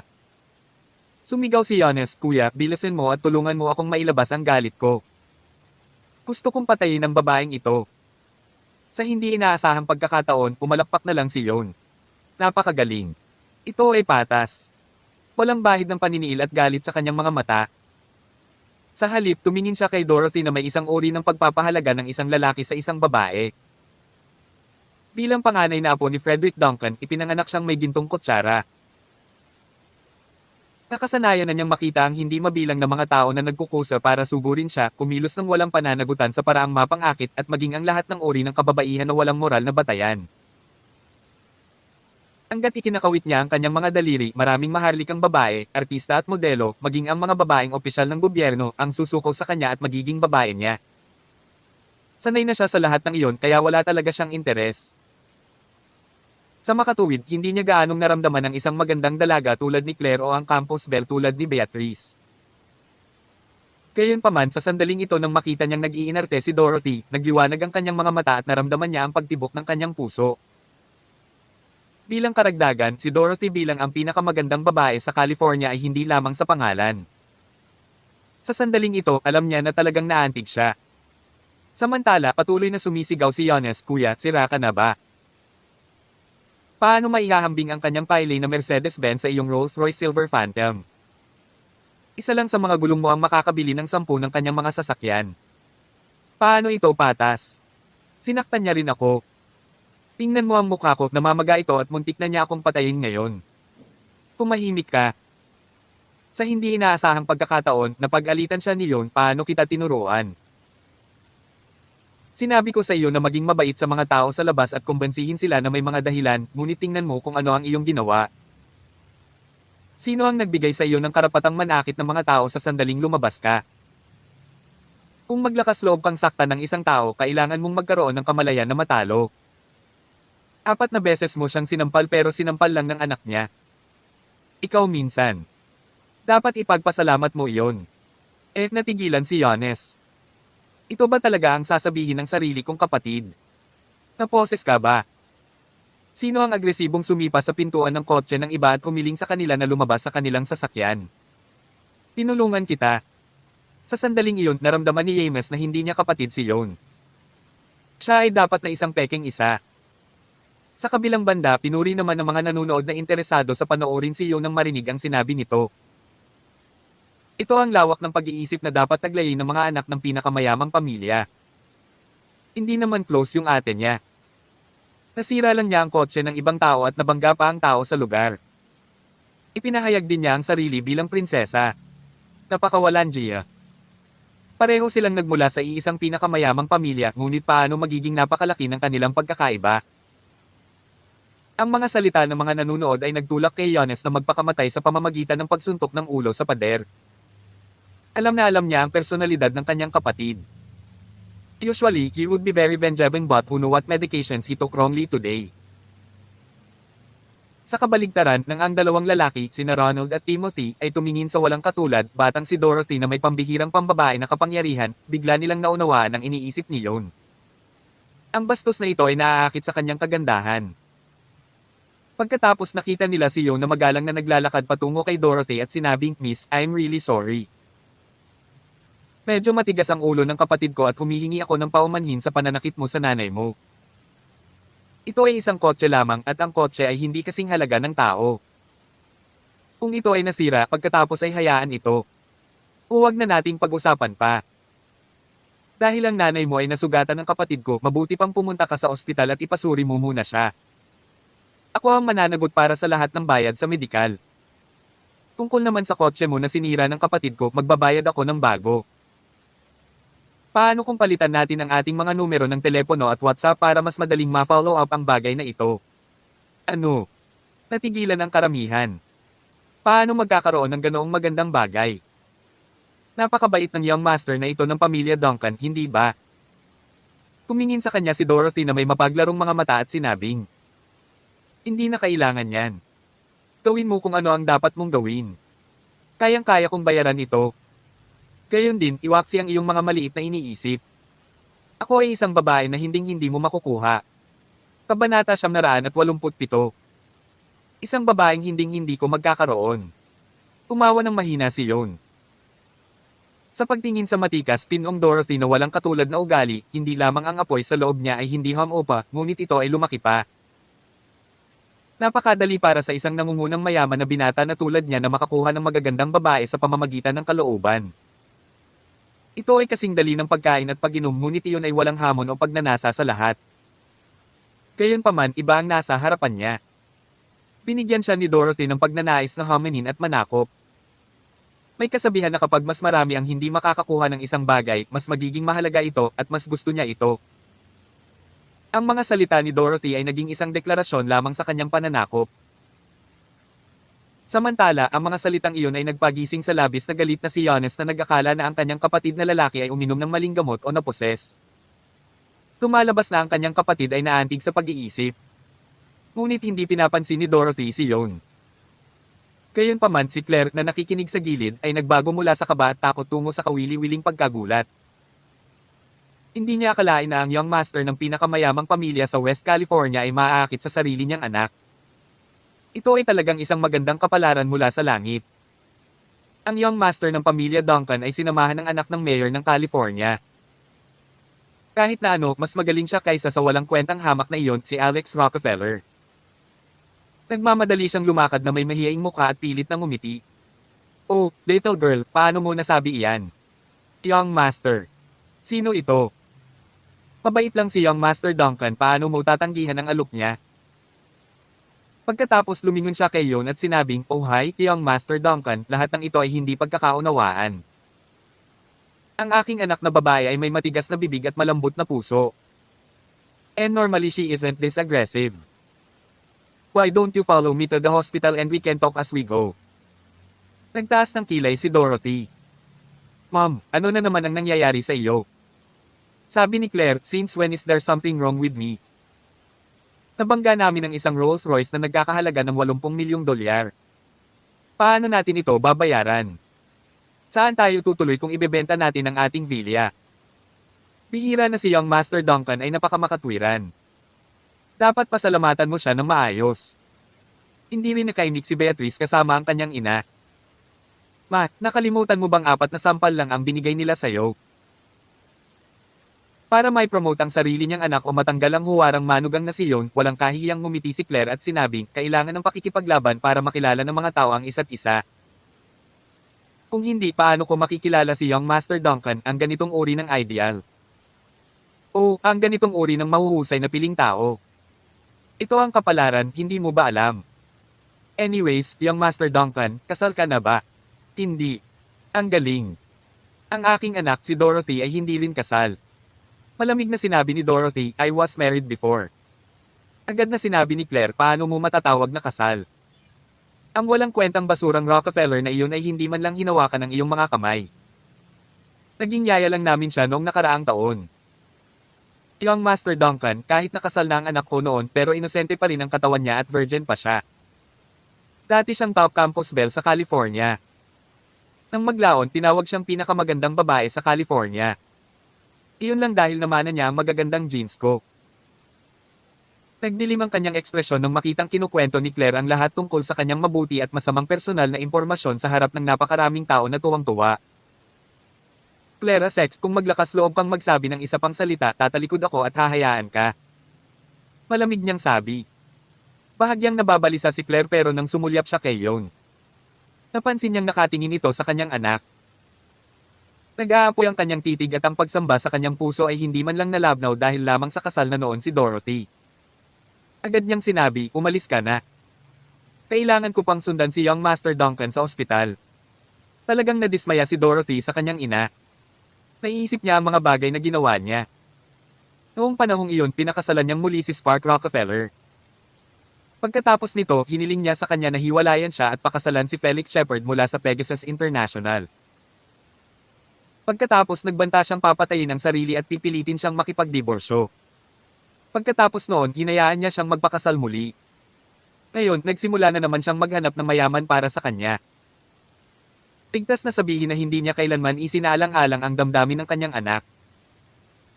Puno ng pera ang kanyang mga mata at lahat ng ginawa niya ay para lang ibenta ang kanyang anak sa magandang presyo. Nanlamig ang mga mata niya, tumalikod talaga siya at umalis. Tawag. I-pre. I-click. I-subscribe kwentong nobela. Kabanata 188. Si Beatrice ay nasa isang dilema. Sinabi niya kay Claire, Morn, I really have to hand it to you. Aalis na rin ako. Ingatan mo ang sarili mo. Hindi naman ito naabala ni Claire. Go, go, go. Huwag mo akong gambolain sa pakikipag-usap kay young Master Duncan. Napuno ng apoy ang mga mata ni Yon habang patuloy niyang pinagmamasdan ang pag-alis ni Dorothy. Gaya nga ng kasabihan, mahirap pamuin ang mga kabayong ligaw. Ang gayong rude na kabayo na puno ng mga karakter tulad ni Dorothy ang eksaktong target na kanyang inasam. Naisip niya mahusay, kung mas mabait ka, mas magugustuhan kita. Hindi pa ako na-eroyos ng ganito katagal. Dorothy Essex, ito ba? Siguradong hahabulin kita. Hindi ka makakatakas sa mga kamay ko. Pagkatapos nilainggan niya si Claire at nakangiting sinabi, Tita, punta tayo sa ospital. Oo naman. Natapos ang komedya na maraming tao ang umalis sa eksena at natulala. Sa kabilang banda, ang pangalan ni Dorothy Essex ay naalala ng karamihan sa mga tao sa eksena. Habang kinakalikot ng bawat isa sa kanila ang mga larawan at ini-upload ang mga ito sa kanilang mga social circle at Instagram, dinala din ang pangalan dito. At pagkatapos nagsimula itong mag-viral sa internet. Si Richie. Samantala, sa wakas ay pinaandar na nina Alex at Daya ang sasakyan sa destinasyon. Nakaupo pa rin silang dalawa sa sasakyan at hindi na bumababa dahil kanina pa hinang-hinang ni Daya ang pinto ng sasakyan. Niyakap niya si Alex.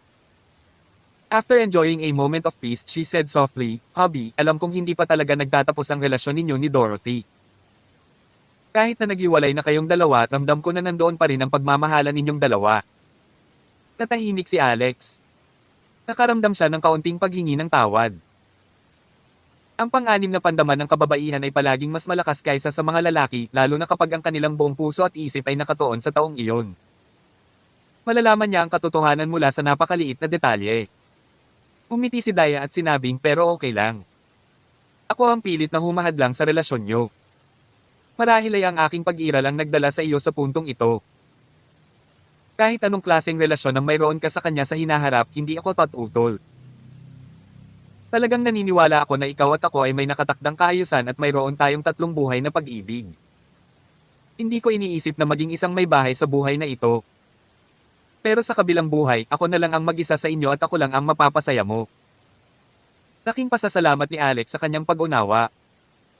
Sa sandaling ito, tumawa siya at sinabing, kung gayon, maaari ba akong magdagdag ng selo sa iba? Tinawakan ni Daya ang mukha niya. Ano ang ginagamit mong idagdag? Sumagot si Alex, isang bote. Hindi, sa kabilang buhay, gusto kong maging banga ng selos.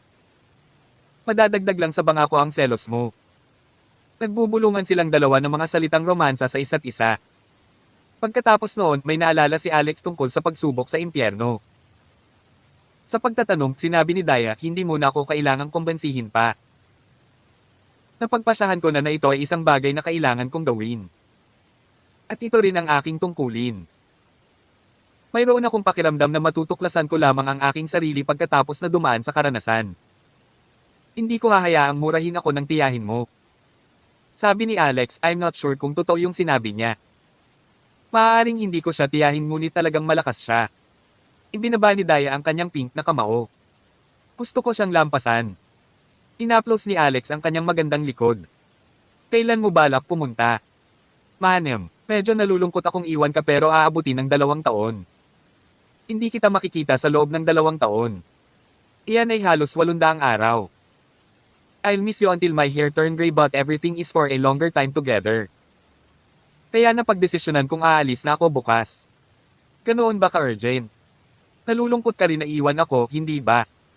Pagkatapos magpatuloy tayo sa pagmamaneho pa uwi. Pero nakauwi na tayo. Maaari tayong pumunta sa isa pang round. Sure. Kung ganoon, huwag ka munang aalis bukas. Hintayin mo ako ng 1 linggo. Hayaan mo akong maghanda ng isang bagay para sa iyo. Nakikinig ako sa iyo. Ngayon, ikabit mo ang iyong seatbelt at ako na ang magdadrive. Till then.